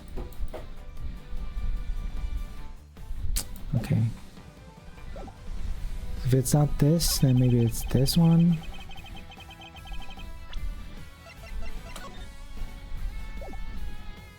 Okay, it was the wrong statement. I knew it. I have your proof right here. That's your proof? I think you've been working too hard, Edgeworth. Not the gun itself, the evidence it carries. Evidence that will prove once and for all that does in fact belong to you. I'm looking for days. Go ahead, make a move.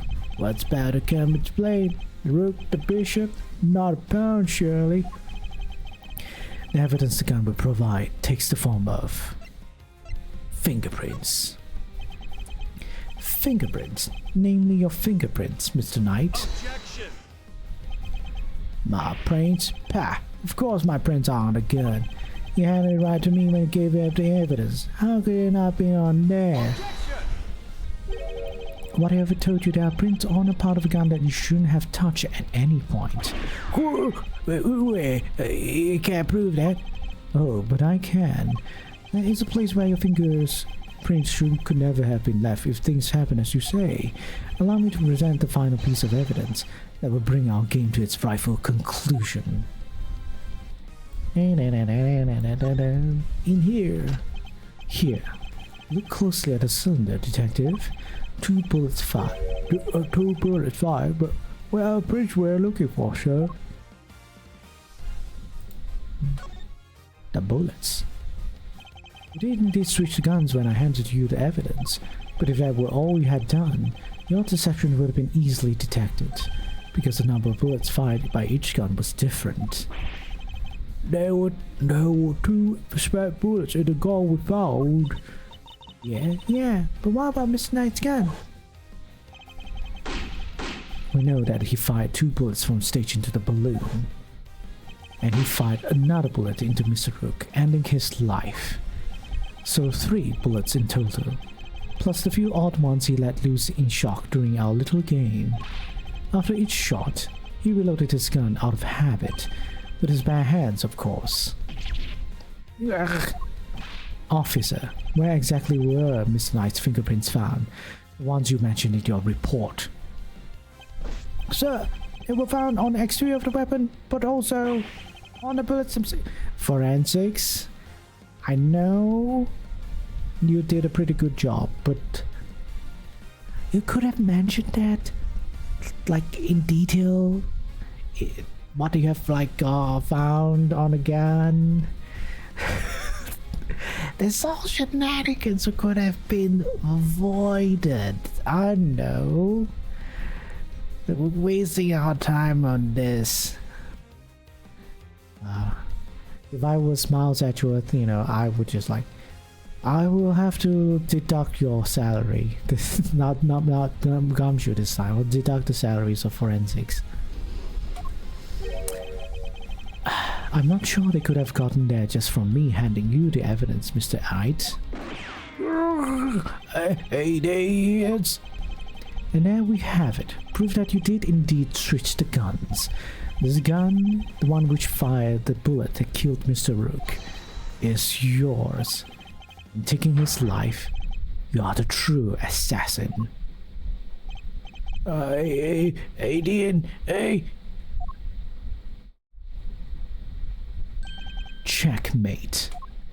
No!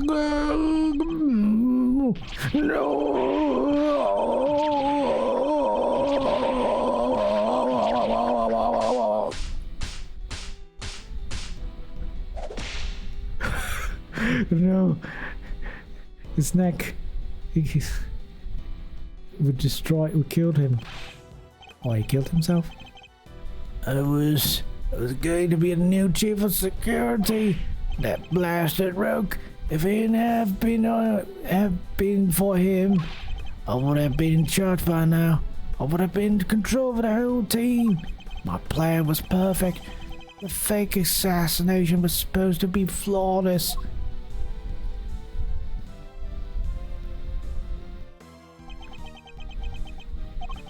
Detective Gumshoe. Right away, sir.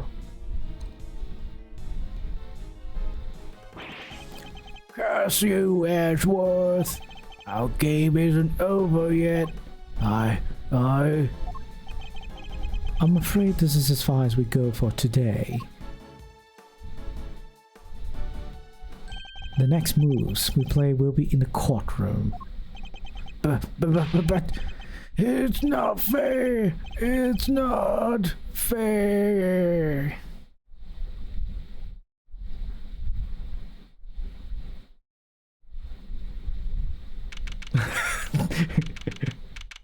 Hey, president changed. March 25th, 5:12 p.m. Yeah, that took quite about 3 hours, 4 hours, yes. Mr. Edgeworth, I owe you a debt of gratitude. You exposed a murder within the ranks of my own personal guard. I will not soon forget that. Suddenly very presidential again, now that we're back outside the plane. I saw it, you know, when I first proposed the fake assassination to him. So you didn't want his help either? You want me to handle it, not Rook? Rook refused, but I can rely on you, can't I? Of course, sir. You can't count on me. I'll put together a plan that can't possibly fail. You play his part like the pawn he is. The hatred in his eyes was plain to see. He despised poor Rook.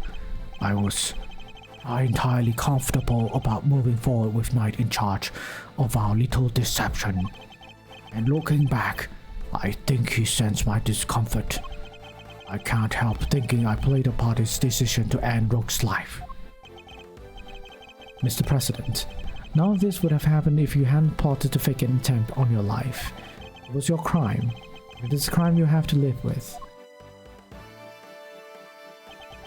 You are right. I can only apologize for the part I played, and I will no doubt be made to pay for my actions in one way or another. But I thank you, nonetheless.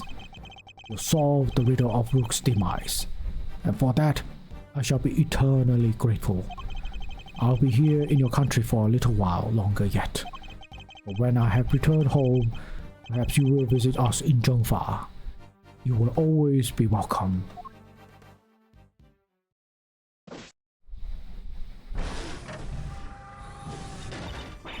Oh, thank you, thank you, thank you, thank you. You all don't know how grateful I am. Oh, well said, Daniels. Miss Lloyd, the accusation of murder made against you was of course entirely groundless. The fact remains that you were a willing participant in a staged assassination attempt. The police will no doubt wish to speak to you about the matter.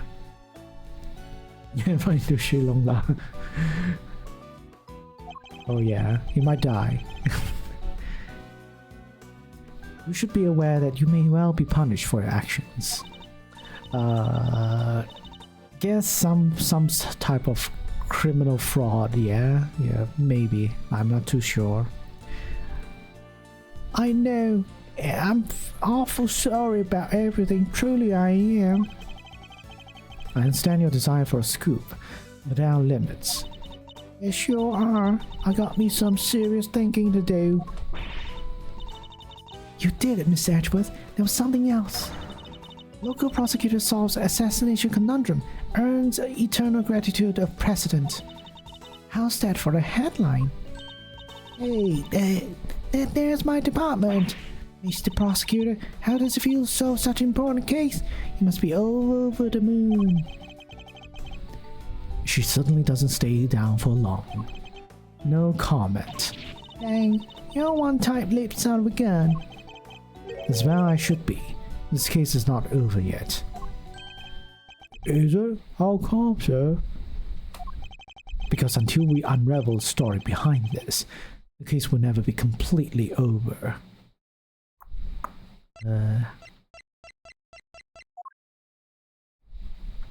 This one? Yeah, I guess. The killer's calling card. Mr. Tequila has yet to complete his assignment. Maybe he might still try to murder the president. I hope I'm wrong. But if I'm not, this could all blow up into something more sinister yet. One would expect with the attempted assassination of a president, the case was all over the news. My preparations for Mr. Knight's trial were constantly interrupted by requests from the press. There wasn't a person in the land who didn't know about the case. Everybody was talking about it. In the midst of the frenzy that followed, nobody noticed that it was only the first move in a game far bigger than any of us could have imagined. So, who's representing Mr. Knight? I'm sure it's not Phoenix Wright, right? The name rhymed though. Phoenix Wright protecting Mr. Knight would be perfect. You would absolutely lose, but it would be perfect. Anyhow, that will be it. Anyone that's watching the VOD, thank you so much for watching. Hope you enjoy it. We'll be doing this again soon, so stay tuned for the next episode, alright? If I'm Phoenix, I would.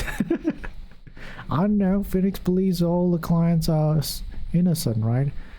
Surely you don't want anything to kill. Oh yeah.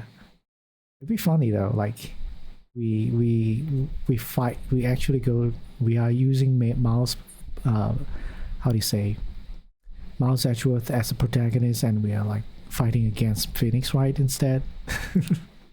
Like, Phoenix Wright's gonna lose this time, he's not gonna always win. Anyhow, yeah, that would be it for anyone that's watching on DOD.